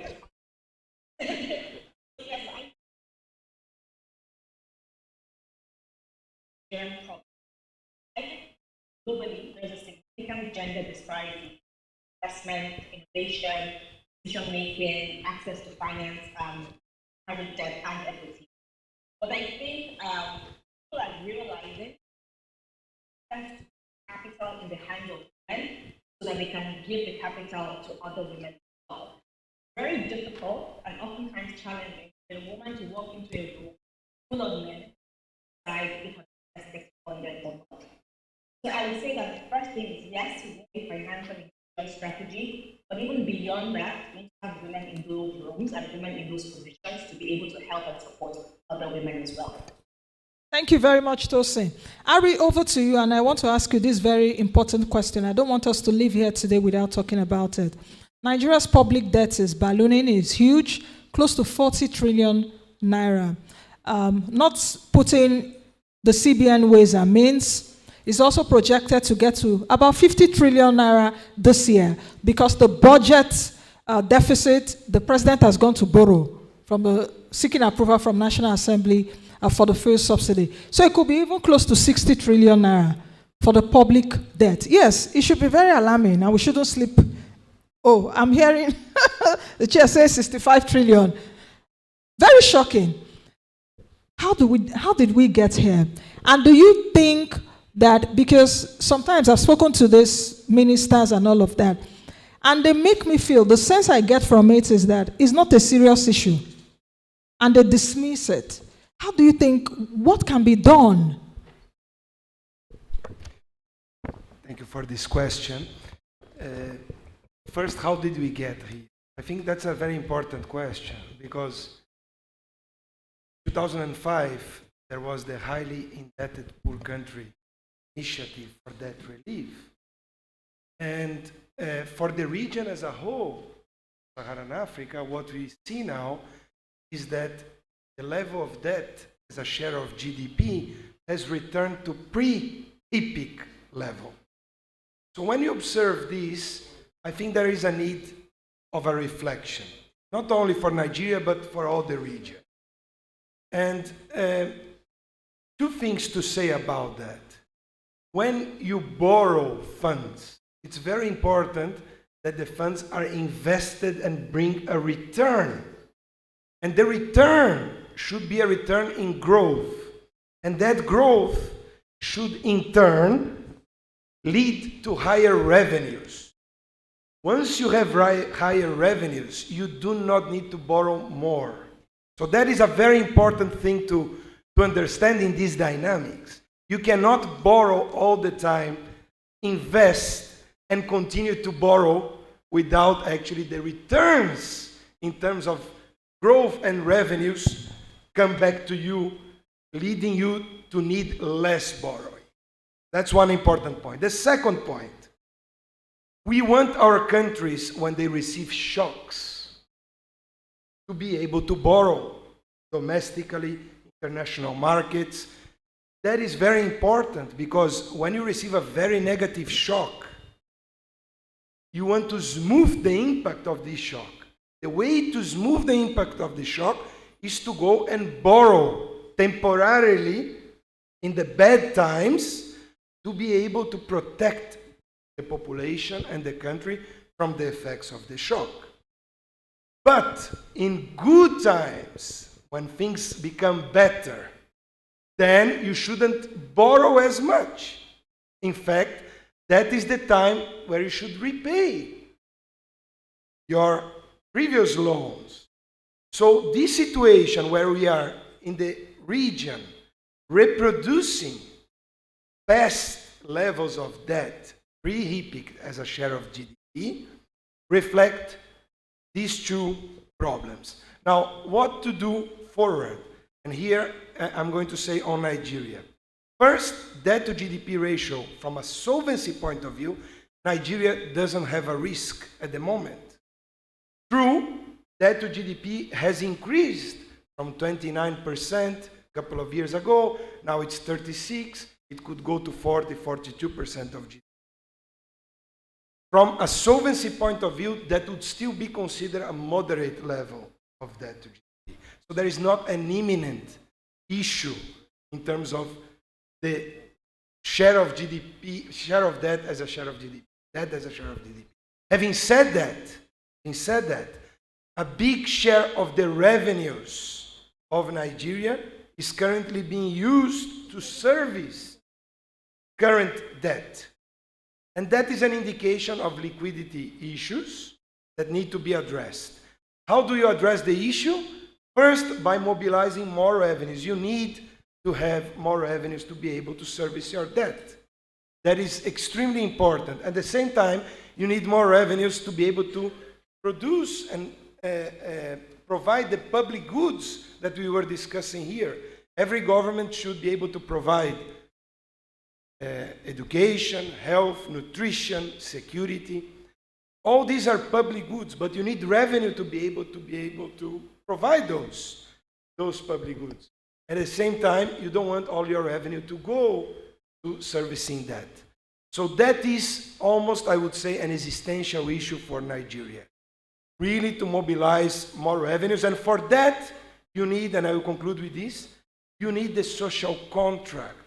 You need people, firms, collectively, Nigerians, to understand that you need to pay your taxes. At the same time, you need a government that is committed to provide those public goods and services to make sure that the use of the public funds are strong and good and with good governance, transparency and accountability. These are transparency, accountability and governance are three critical pillars of a good economic system, of the management of a good economic system everywhere in the world.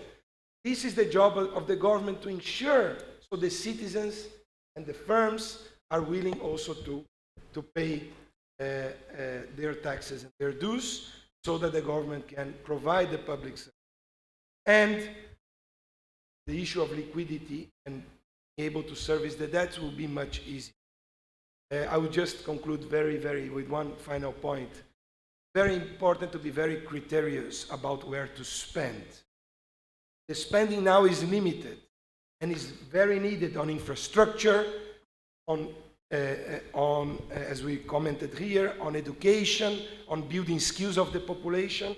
So when you have other type of spending that are not well targeted, and here the fuel subsidies is a classical example, not benefiting the poor, benefiting mostly the welfare, then is, I think, what is very critical to give a big reflection on. What kind of spending needs to be part of the government? What kind of signaling in terms of pricing everyone involved needs? And what kind of business environment needs to be put in place for the private sector to be the engine for growth, while the public sector in this division of labor will be able to provide those public goods and tax appropriately, be able to provide those. Thank you. Thank you very much, Asen. Please, a round of applause. I know our time is up, but I'll just crave your indulgence for 1 minute before we go into the Q&A to ask Samson and Dr. Agbakoba, and you each have 30 seconds. Samson, our future is in the hands of these delegates now. How do we hold them accountable? That they choose the right candidates for the primaries. In the next, I heard they've postponed, 30 seconds, and I'll come to Dr. Agbakoba quickly. I think the message to the delegates is first to think about the future and what the consequence of the choice that they make, that it should be about leaders and candidates who have the requisite competence, character and capacity to hold that office. But Nancy, and I thought about this, and this is my request to NESG, please, can you talk to the captains of industries who fund some of these parties and candidates? Please do not fund candidates and parties that don't represent the values and the competence to lead and provide that leadership that we have. Because it makes a mockery of this entire conversation where you have captains of industries and the private sector funding these same candidates and these aspirants and parties that are dangerous and inimical to our progress. So please, part of this conversation is talk to the captains of industries. Don't fund bad leaders, don't fund unqualified candidates, and don't fund parties that are determined to rig the process just to advance their own interests and not advance the public good. Thank you. I thought I would hear a round of applause to nudge the NESG to do that. Dr. Agbakoba, we heard from Dr. Mishaki earlier, the Nigerian dream. I don't know what it is. I don't know if my son, I don't know what dream for Nigeria that my son has. We hear an average American say, God bless Nigeria. There's an American dream that regardless of where you were born, what class, and whatever, you would achieve your own version of success. And I think that was curated, I think, in the 30s by John James Trudlow, if I'm not mistaken. How can we be taught this mindset? And how can we achieve the Nigerian dream? It's a good question, but I won't answer it. I want to pick up on IMF, what he said, because it's very important. And it shows why we need a good president, which might then answer the Nigerian dream. In my public finance work, I just take one industry. You know what annoys me? We're not broke. We've got 17 trillion. That is nothing. for a national budget.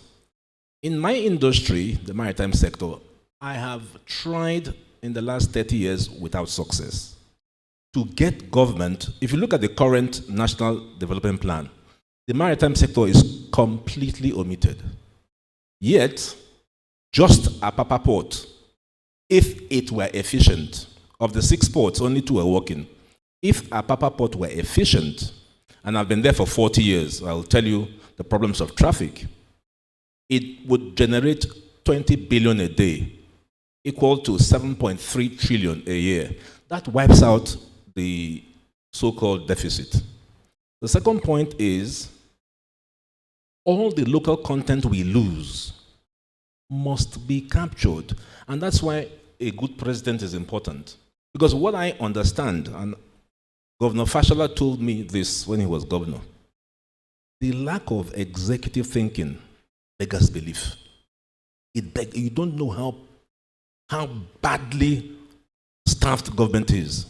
So there can be no dream without a visionary president. And I'm a realistic person. I mean, I hear you. I wish you the best.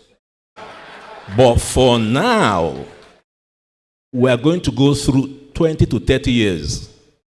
I started this work 28 and a half, maybe 29. And I'm pushing 70. No change. So I hope you don't go through what I've gone through. I hope you don't go through what I've gone through, so that when our children, your children, are born and grow, then they can have a dream. Right now, there's no dream. Period. That is the realistic truth. There is no dream. Everything is the IMF, you were very kind to Nigeria. The country is technically insolvent. Let's not kid ourselves. You are talking about debt to GDP. 40% is the marker. But that's not the problem.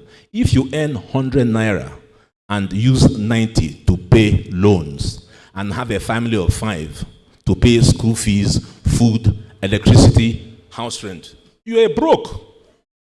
So Nigeria is broke. Yet we have resources.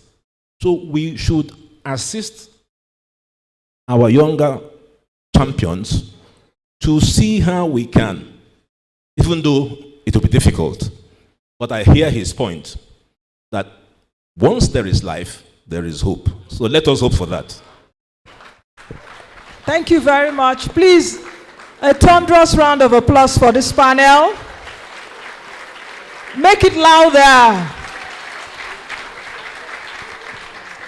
So it's time for the Q&A. Rotus and I Yes. I can see a lot of hands. A lot of hands, and it's an excellent stuff from the panelists. Yeah, but we want to start online, actually, because we have an audience via Zoom, via YouTube, and then we'll come to as many people as we can in the audience, because they seem to be very, very engaged. So our first question is from Zoom, and I'm throwing it to the panel. Maybe just it's actually a 2 or 3 word answer, because his question is very specific. What are the 2 to 3 key reforms, economic reforms, that can change the narrative in Nigeria? So I guess we'll start from the left, Mr. Eisen. If you just want to mention 2 to 3, and then we'll go down with the panel. I would just say that all areas that could provide more previsibility within the macroeconomic stability front would be the most important. So for that, certainly you need to mobilize more revenues, being able to make sure that your debt profile doesn't deteriorate. But inflation should be fought strongly. Inflation is a tax on the poor, particularly food inflation is penalizing the poor significantly. And the third priority is making sure to make all efforts possible to create a business environment that will help the private sector to unleash the potential of this great economy and the great talent of these wonderful people, Nigerians. To do that, the business environment is macro predictability, but diversifying the economy by allowing a good business and friendly environment for firms, domestic and foreign, to invest in the economy, to create jobs. So these, I would say, are three top priorities. Thanks. For me, whatever reform you actually want to put in place, let's recognize that the so-called invisible hands of demand and supply are not that invisible. They are actually visible. And therefore, the state must come in to protect the weak and ensure that their livelihood is not threatened. And that means that whatever we do, there must be safeguards on issues around inequality, and then we must be able to deal with the major issues of unemployment. But I know someone has mentioned here today that we can't talk about unemployment if we don't manufacture. And that is really, really very important. And so the role of the state in building that, I don't. I believe in the private sector. I believe in the role that the private sector can play significantly in growing the economy. But I also believe that the state has a very important role to play. Thank you. Okay, I think we should take all the questions, then the panelists can answer finally, instead of going back and forth. All right. Do we have any? I understand that we're supposed to get some questions from civil society, political persons. Okay, let's start with this lady right here. Please introduce yourself. Good afternoon, everyone. My name is Dr. Victoria Ibrahim. I am a lecturer in Nasarawa State University. And I want to start with answering your question about the dream, Nigerian dream. I looked at the backdrop behind all the panelists, and if you want to understand the Nigerian dream, then you could see through their faces that they are quite hopeful. And if their hopefulness will be, or their dreams will be a mere illusion by 2050, if they are out of school at the moment, then we could understand the reality of the Nigerian dream. For me, we should be a bit futuristic about the choice of leadership, because if it's about capacity, and these young ones that in 2050 will be the Nigerian youths, then they are not educated. They are being denied of access to affordable education, even at early childhood and adulthood. Then what kind of leaders do we intend to have? However, I just want to emphasize on deliberate approach of funding education, both higher education, because we have listened to the models that Dr. Shogun had shown us. I am getting there. We have listened to the models that Dr. Shogun have shown us about indicators, the economic models of indicators, and we all know that most of those models, especially technology, labor, income level, cannot be achieved without developing the skills of young ones in education directly. So my point is, in choosing Nigerian leaders, we should learn to ask the real questions of capacity. And then I don't think we have electorates that are not properly informed. If you want to know if Nigerians are really well informed about the choices we have, then you go to the market and ask the market woman, engage her in conversations. I think that our problem is the options we have.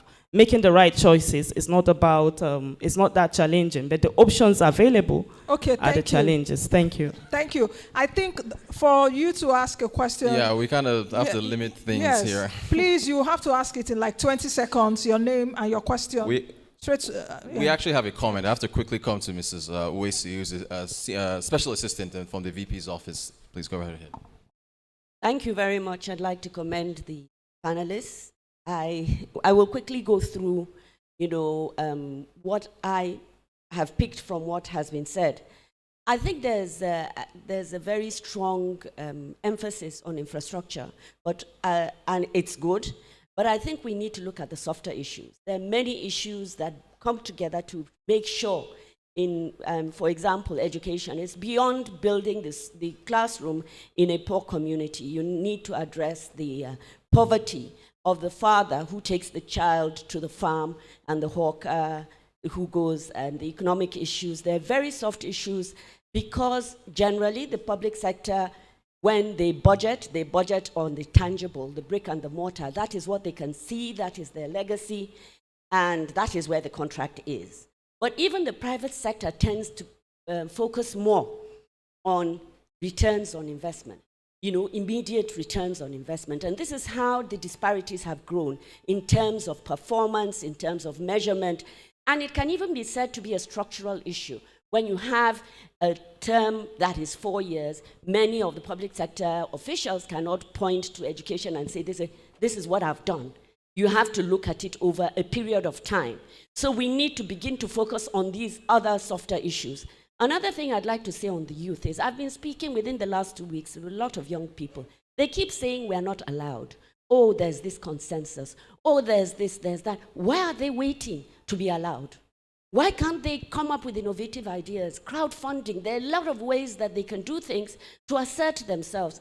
But I think this thing has permeated, the way we've run politics in the past, or we're running it, has actually affected the psyche of many of our young people. I think we need to begin to assert ourselves, because beyond the PVC, getting your PVC, the realities are we're reshuffling the same people. We're recycling the same people between the parties. We need new people in government, people who understand what it means to look at the larger picture and not vested interests. And we need to start from councillors and chairmen. It starts from community.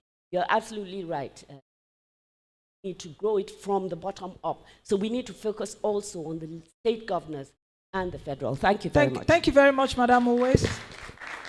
All right, going to take one more very quick, and actually, unfortunately, I have to hold the microphone while you're speaking. I am so sorry. I'm going to have to hold it. Go ahead and introduce yourself, sir, if you don't mind me holding it. Are you sure? You're sure? I'm very sure. All right. Yeah. My name is Shamsuddin Abdullahi, and my first question goes to Prof. Ogbu. With inflation at over 16%, what, in your opinion, should be done in the short term to bring this down? And the second question goes to Ison. Apologies. Nancy has already overflogged the issue of our external debt. But with over 38 billion naira external debt, out of which 3.44 billion, actually you got it from IMF. Do you really think if we knock at your door, will you still give Nigeria more loans? Yes or no? Thank you very much. Please ask questions like him. That's it. Straight into the point. Okay. This is essentially it. Please, very quickly. Good afternoon, everyone. The panelists. I remain my humble self, Comrade Agada Noah, the National Publicity Secretary of National Association of Polytechnic Students, and also standing in for the House President. I would like to, first of all, appreciate the House because it is said, those who have the idea are not in power, and those who are in power do not have the idea. And I would like to be brief on the lingering issue of the ASU and the ASU strike. It is a big economic threat in Nigeria. I would like the panelists to help us out.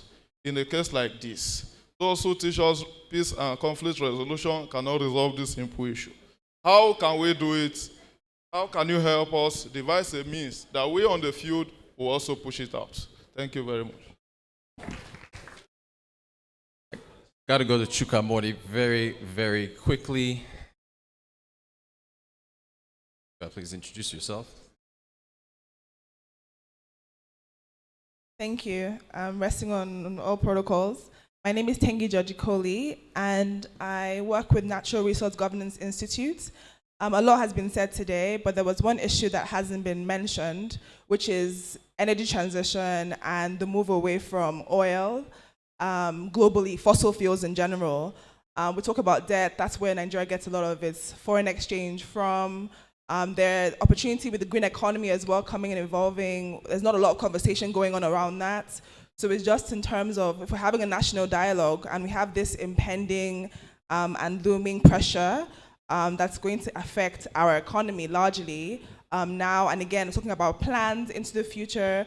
What is our thinking around what we need to do now? And as we have incoming electorates, what should we impress upon them at the subnational level as well as the federal level? So that's just my quick question.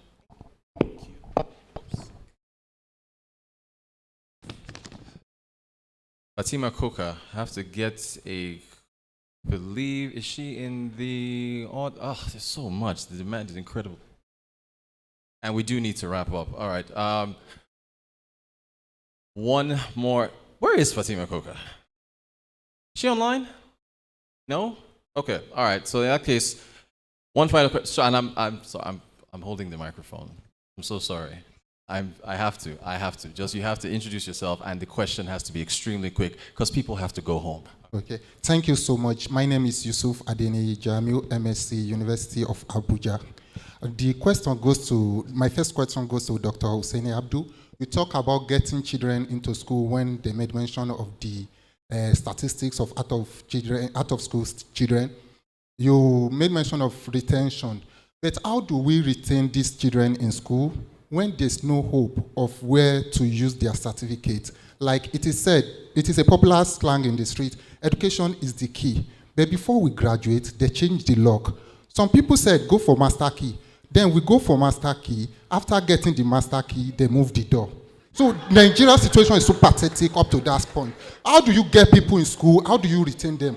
Because our younger one in the village, when we keep advising them, they will be asking, brother, what have you achieved with your certificate? The second question, please, not to waste our time, goes to Mr. Itodo of Yaga Africa. When you talk about the political ideology, when Mr.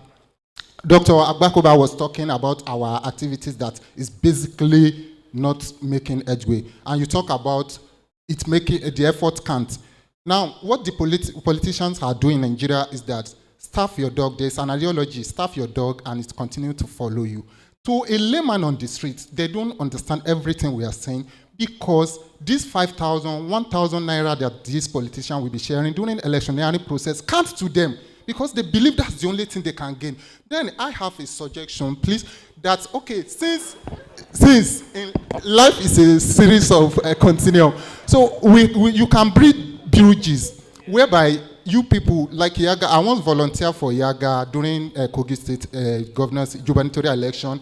So you can build bridges whereby those from the grassroots, you'll be taking suggestions from them and taking it to the national level whereby your voice can be heard, because our voice from the grassroots cannot be heard, but you people can serve as the bridge that will be taking it from there and taking it up. Thank you. All right, panel, it's all yours, because if I take any more questions, we'll be here all day, and I'm getting hard stares. Yeah. Please, go right ahead. Okay, so the question around funding for education, Dr. Abdul, you may take that, and also Prof, the question around inflation over 15%, what should be done? So the question around funding, creative ways of funding education between Prof and Dr. Abdul. But Prof, you can kickstart. You know, sitting here, I'm also ASU. That's why I asked that question. I pointed it to you. Because I teach in a university, and we're on strike, but very unhappy about it. But when I tell Nigerians, I obtained a PhD in 1988, when many people in this audience were perhaps not even born. But my salary is less than 500,000, less than $1,000 a month. Many Nigerians are shocked. Some people ask me, what are you doing there? And so you can understand, I was a visiting scholar at a Brookings institution in 2012, and my stipend was 17,000 US dollars a month. Stipend. So I went to the vice chancellor and I said, this is how much I'm worth. Visiting scholar at Brookings, spent a couple of months there with a furnished one-bedroom apartment in downtown DC. So you will begin to appreciate the difficulty. The good people are not coming into the university, and that's why you have this ASU strike. As Dr. Bagoba said when we were in the green room, 2 people have just been arrested because of 80-something billion. If you put those things together, they will pay off the ASU demand, and you get people back into the university. So I think we need to get serious about education. You can't say students should not pay, and then you can't pay. You can't say we don't have money, and then you're establishing more universities. we have the responsibility of producing the PhDs that are going to teach in those universities. And we know how tedious, how difficult it is to produce those people. So, resolution of ASU demands a refocusing of our education. Let me make this central point. Every minister requires a certain intellectual capacity. Whether it is works, whether it is education, whether it is health. You can't just walk into that office just wearing a bada. No. You have to have a thinking cap and try to resolve challenges. It's very important.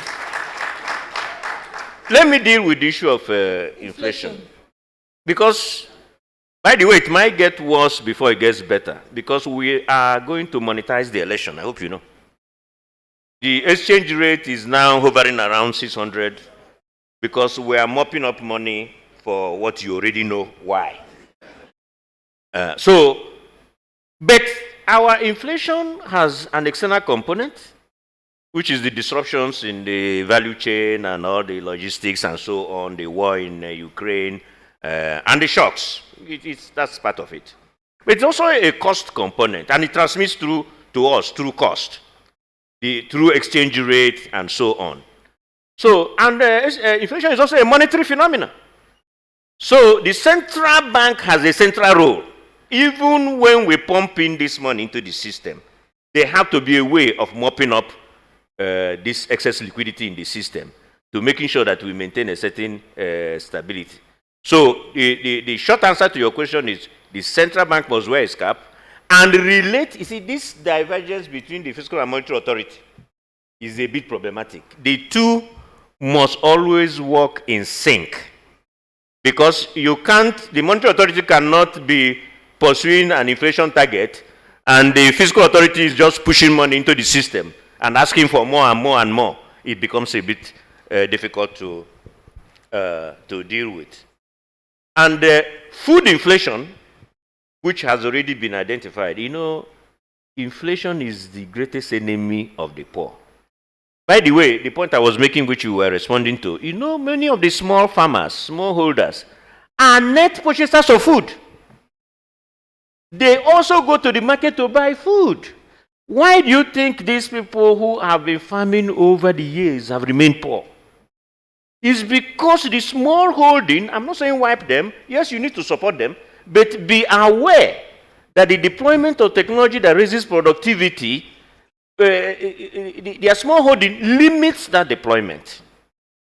You know, and so we need to begin to push them, organize them, arrange them in such a way that these technologies can be pushed. Because if an economy is not producing, if productivity is not rising, in fact, there's a link between productivity and inflation, then you are going to continue to have these problems. Okay, thank you, Prof. Over to you, Dr. Abdul, with a question around how do we retain children in school?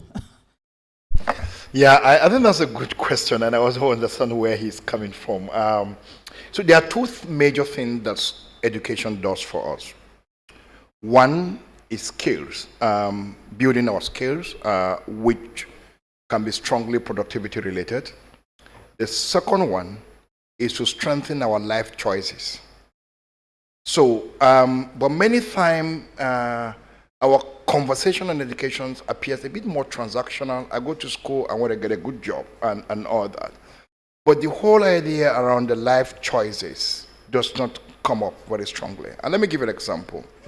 One of the major issues we are dealing with, and particularly in the northern part of the country, is early or forced marriage kind of issue. And the statistics is staggering. But if a girl finishes secondary school, she's already transcended that. That changes her life completely. Number two is certain evidence have shown all over the world that the whole issue around maternal mortality, that education is a fundamental game changer because of the choices the woman makes in her marital life. When she marries, how she go for antenatal, how many children she actually wants to have, and all those things are defined by education. So that is how important education is. And this is the message we need to spread. I understand that the level of unemployment, particularly graduate unemployment in this country, is totally unacceptable. But we've been told earlier, when we try to look at the context of our national economy, that is the absolute reality until we transform this economy, increases its productivity, strengthen its capacity to absorb. And then jobs, I don't want to sound a bit more like sometimes what we hear from government, but I just need to be clear that, look, government job is actually not what it is at this moment. And I have younger ones who comes to me on this conversation. I just want you to just say you need somebody, you need a job in social place. I think our curriculum, our system, the nature of our training in school needs to change in a manner that it conforms with the contemporary realities that technology is driving a lot of things out there, and that people can actually create their own jobs. It is not this whole gamut of 6334 system or technology school where you are doing technical training, and that's what the kind of conversation we're having here, that irrespective of the course you study, that the nature of our society globally is that you can make your market global rather than actually make your market local. That's the conversation, and we are not seeing that yet in our university system, where you know that, look, with the kind of education I'm receiving, I don't necessarily have to work here. I can work in this other place. The world is globalizing, and the influence of globalization, one of the major drivers is labor. And so how do we connect that? That's for me very important. But education remains an ultimate game changer in terms of where we want to go as a country, and we have to invest in it. Thank you, Dr. Abdul. Ari, over to you with a question around, would IMF give Nigeria loans when Nigeria knocks on the door? I also need to put in there the IMF, the RFI, the Rapid Finance Instrument that was given to us, I think in 2020 or 2021, then the SDR of $3.35 billion. Then the question around energy transition, how we're thinking about Nigeria beyond oil. Thank you. First, let me appreciate very much the two questions, which give me a unique opportunity to talk about that and the role of that and the IMF. First thing to say is that we would like our member countries, which are more than 180, to be able to rely on their own finances, that they don't need debt in emergency situations. That is the first best. That's what all member countries should try to do. In most of the cases, they are able to do that if they accumulate buffers in good times. And when the bad times come, they are able to deploy those buffers and finance themselves. I'll try to actually bring it to in a different way. In a household, you are spending more or less what you earn, and you are in balance. Suddenly, someone loses the job in the house. It's a major shock. Therefore, the income is no longer enough to cover the expenses of that house. So there are two things that need to be done. Part, you need a friend to be able to lend you a hand for you to cover part of those expenses. Part, you need to adjust yourself a little bit so that some of these expenses can perhaps be postponed. The IMF was a friend of Nigeria. During the pandemic, there was a major shock to this country, and not only this country. In sub-Saharan Africa, we gave emergency assistance of $50 billion to sub-Saharan African countries. Nigeria got $3.4 billion. Part of those funds were to buy oxygen, they went to buy masks, they want to hire and improve the buildings, hospitals in Nigeria to face the pandemic. Everyone was very nervous.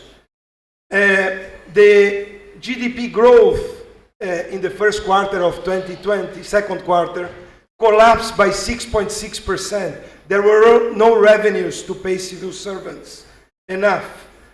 It was a critical situation among all international organizations, among all partners. The IMF stepped up, and with the request of the Nigerian government, we assisted this country. And I think it was a right thing to do, and it was right for Nigeria to request that assistance under a tremendous shock. And so this answers directly your question. The function of the IMF is that from time to time, countries did not provide buffers sufficient to face big shocks, as houses suddenly don't have deposits in the banks or savings enough to face a shock when they happen to themselves and someone loses the job. Then you need someone to lend you a hand. Of course, you need to repay when things normalize. And there is no question that Nigeria, which has a big economy, will be able to repay the IMF, and will repay all the creditors that it has. So I think it's very important that we keep that in mind. Otherwise, without this financing, the adjustment needs to be too painful. You will not be able to pay salaries, you accumulate arrears, you're not going to be able to finance imports in an emergency if you have not accumulated the right buffers in the good times. So yes, it's important for Nigeria to have friends. It's important for Nigeria to have partners, development partners, that are able to provide financing in times of need. There shouldn't be proud or any pride in requesting for assistance in an emergency, on an emergency basis. Of course, later on, to be able to develop the buffers, the right economic policies should be developed, and the IMF will be able to help and support capacity building and policy advice for our member countries to be able to have eventual programs with us. Should I comment on the energy transition or give to others? We are really pressed for time. We are pressed for time. Okay. And the feelings I'm getting from my panelists, they still want to go on. And Nancy, we've got to go. we can't forget Tosin. Tosin is online. Yes, We'll I have to know. get- okay, all right, great. I know. Dr. Agbakuba, I'll come back to you later. Now, Samson, the last question to you about the electorate, and I would appreciate if we can do that very quickly so that we can go. We've got to go. Today is Friday. Our Muslim brothers have to pray. So, you're enjoying it, but we can't stay here all day.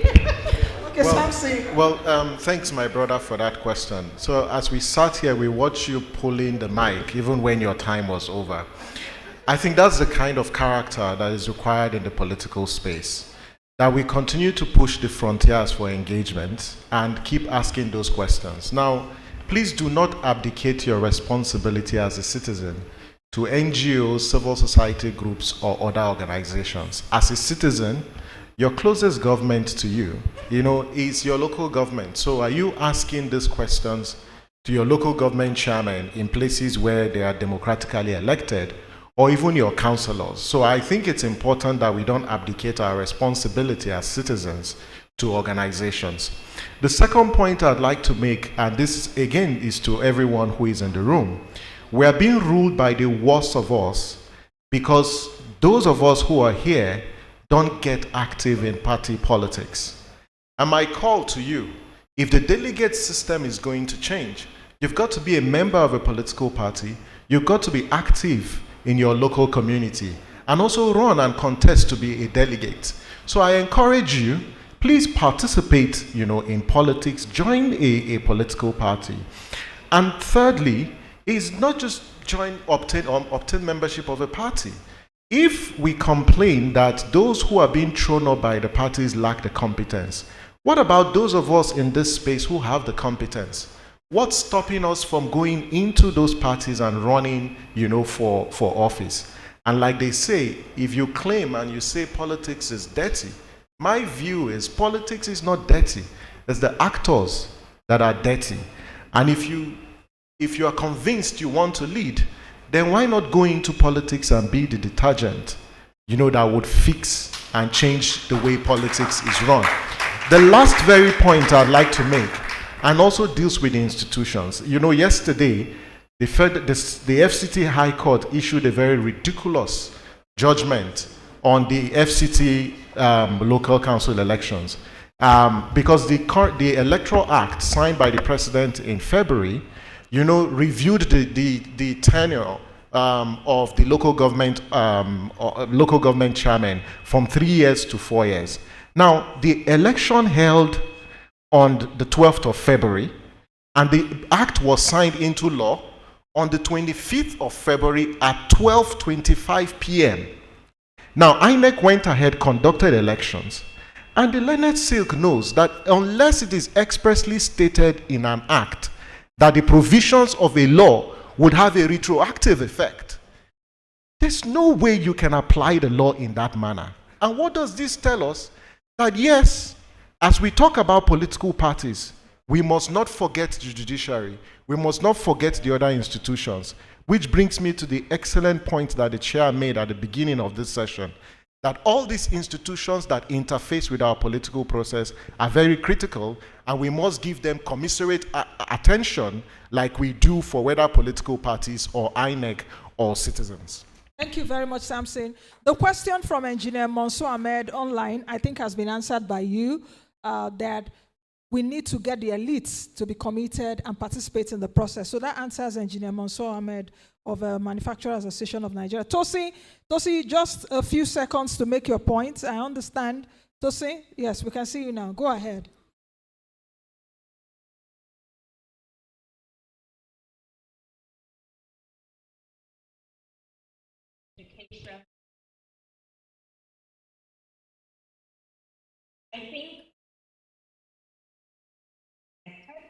I think we need to connectivity. Right? Don't give my value.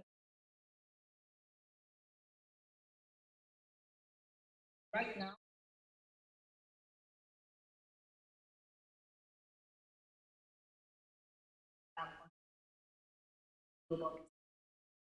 Thank you very much, Tosi. In the last few minutes or over 1 hour, a lot of bashing have been coming to the political parties. So I'm made to understand that some of them are here and they need to also respond. Okay. Yes, Honorable Ambassador Isaac Chidozie, the National Chairman, National Rescue Movement.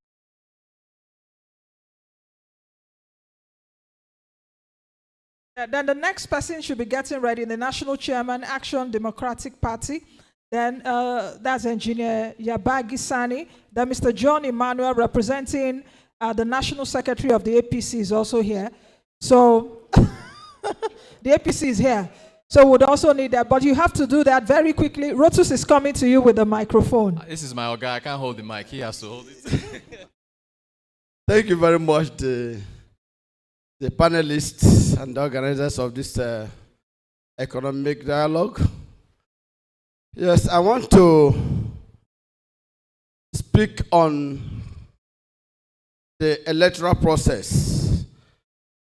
I think I was the one who was clapping for the last speaker when he touched about the judiciary. Because in as much as we are talking about electoral flaws, we should also hold the judiciary accountable, because they have dealt with this nation mercilessly. They are the problem, they are the virus of this country, not the politicians.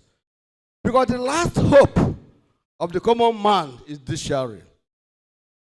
But if the barrister, the former NPA chairman, who spoke intensively about the politicians and the political process, should realize that there was a rape of democracy and the justice in Imo State by the judiciary, and we should also think towards that. This House should address that, because we are doing our best as politicians. Then we put our hope on the judiciary to be fair and just. Thank you. Yabagi National Chairman, National Democratic Party, is... Okay, we don't see him, so we have to skip to Mr. George Emmanuel, representing the National Secretary, All Progressive Congress, the APC. Is he here? Okay, there he is. All right, all right.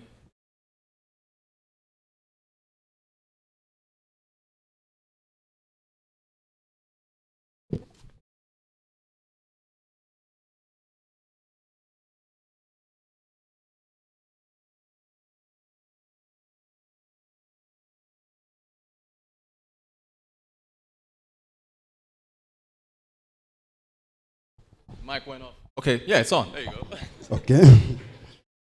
Thank you very much. I want to appreciate the organizers of this program, the NESG. I also want to thank the chairman of the NESG for organizing this program. I want to also appreciate Nancy for his thoughtful questions too. The APC is confronted with some of these challenges. We have been thinking about it too. That's true. As a matter of fact, we do organize the program Media Parley with the political appointees. We will invite political appointees to come and tell us what they have been doing in their respective ministries. But it may surprise you, most of them they won't turn up. And it poses a challenge to us. So I want to encourage the civil society organizations to engage the aspirants that are aspiring in political offices to tell us what are their manifesto.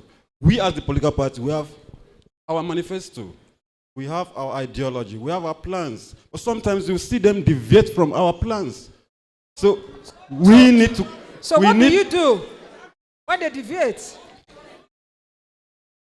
I'm coming. Please Hello? go ahead, we've Hello? got to go. Yeah. So as a matter of fact, citizens' engagement needs to be encouraged. In events that we don't see the problem and also bring it up. We as the political party, because it's affecting us directly, may always also want to look at it constructively. That's my thinking. Thank you very much. Just before, make it louder if you want to clap. Oh, no clapping. So why? Okay, Dr. Agbakoba, you have the final word. Then we'll end. Actually, sorry, it was just two. It's 2 more comments, just 2 more. Then we're from political parties. Well, actually, no. This is actually from the education sector. So just a couple more. Dr. Anas Kabulu, lecturer at the Federal University of Kachari, Gombe State. Thank you, sir. My name is Dr. Anas Kabulu. I want to just ask a simple question, just some few seconds, to Mr. Ari Eisen. Issue of tax revenue collection in sub-Saharan Africa, particularly low and middle income countries, is between 15 to 20%, whereas in developed or advanced economies, around 40 to 50%. So now, that is to show you that we have a less tax collection in our developing economies, and maybe that is one of the reasons why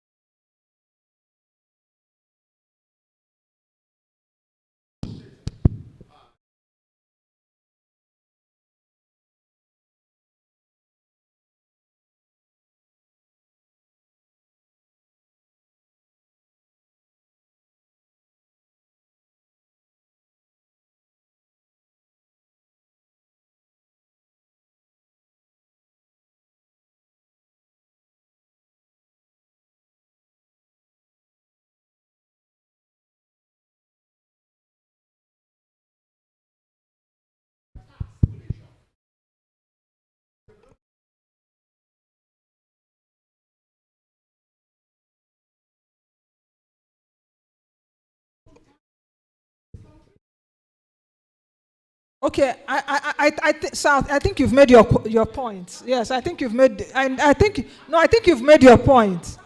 Yeah. He has answered that before. He's answered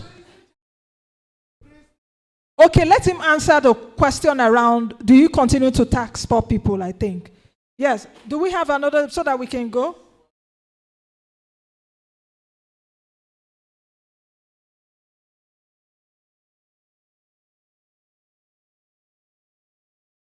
You can have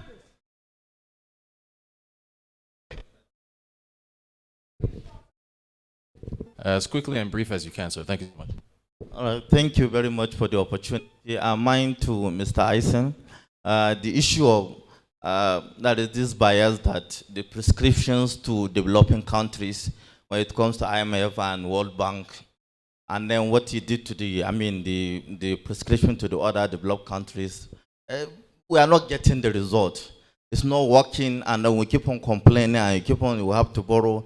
And even now we differ, because the issue of revenue, you are talking about the GDP, debt to GDP ratio, but the revenue matters to us. I think that's what Dr. Obakova is saying. It matters, revenue generation. We are in a revenue crisis in this country, and there is no way we can proceed with anything.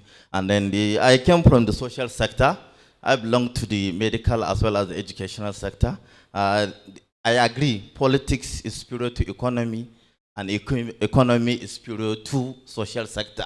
Because what I saw, or what I'm seeing at this level, the issue of people out-of-pocket expenditure, what Dr. Abdul said, is that is nothing. People are living. I think that will limit my last point, the brain drain. That is the issue of brain drain. That is also sort of internal drain. The second issue is brain. And brain. Some people, no matter they have distinct to their living, and to talk, to the part or can to have our brain. Thank you.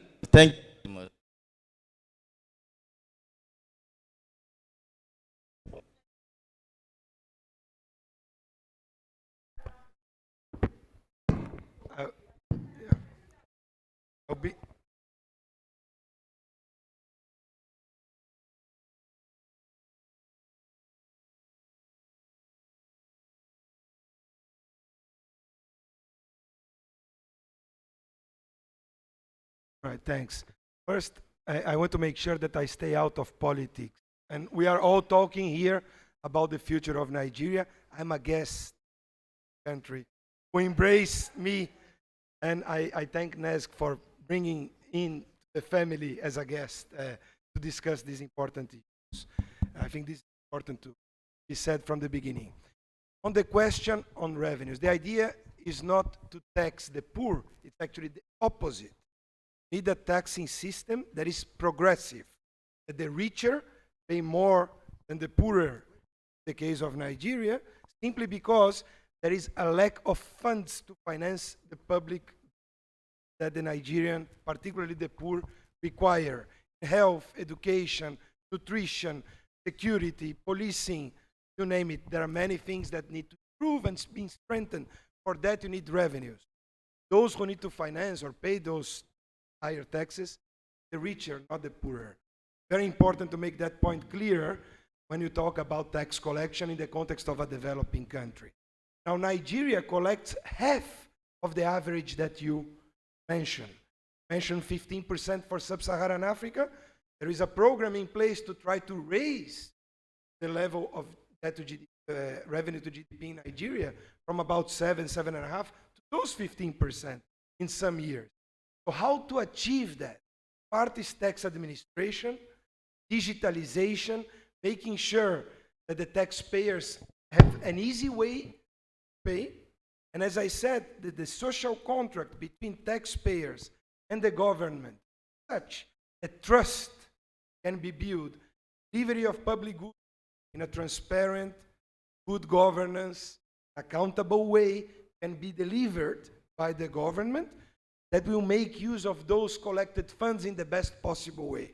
I think if we put these two things together, there is a chance that Nigeria will collect more, the public sector will be able to deliver on its predicaments and its services to the people, and there will be more space for the private sector to do its important work which is unleashing the huge potential under a market system for Nigeria to succeed. And I have no doubt in my mind, knowing Nigeria since I've been here, from the jollof rice to everything else, this country has a huge potential and will succeed. Thank you. Dr. Ogbaku. Thank you very much. To reflect. Corruption is what people to politicians serving government. We need to find here presidential. Tell us what should make government attractive. Only the good guys will go. The time president 1 billion a year. Need to have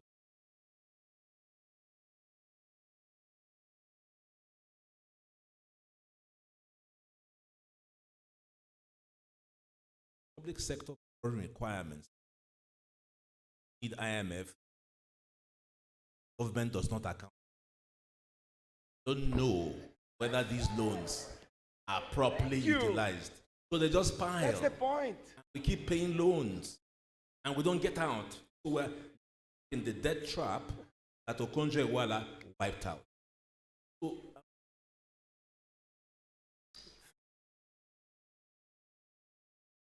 is our have not socialist country throwing money in the market. See and going to get to now what we should be doing.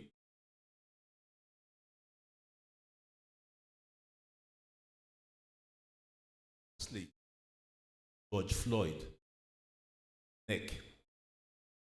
Government should stop strangulating the private.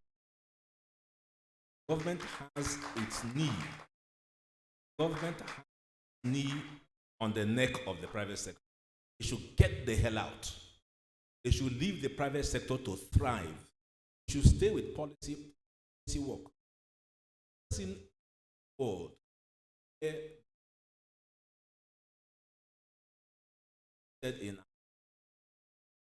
that's the main thing. I would have thought main business of FEC, the policy.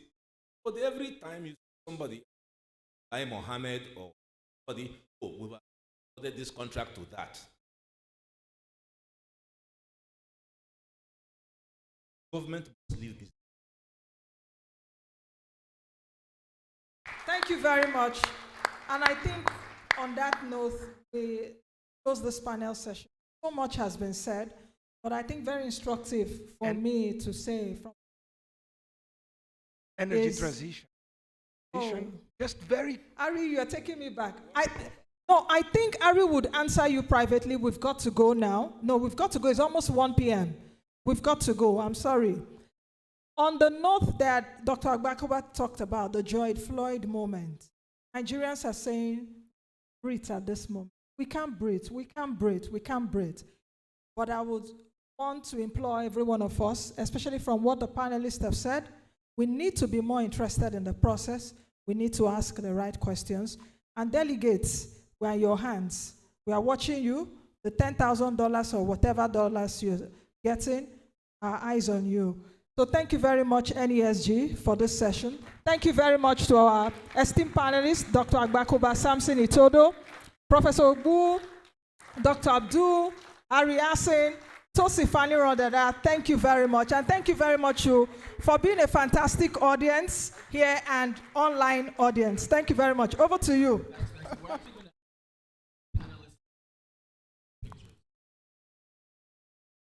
I think it's going to work there. Oh, okay, actually, we're actually going to come. It's actually going to come down. Yeah, actually going to come down.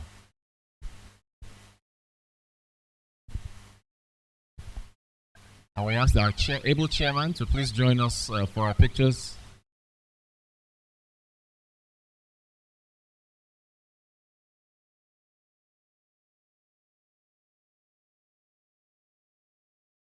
Our chairman. I'll see.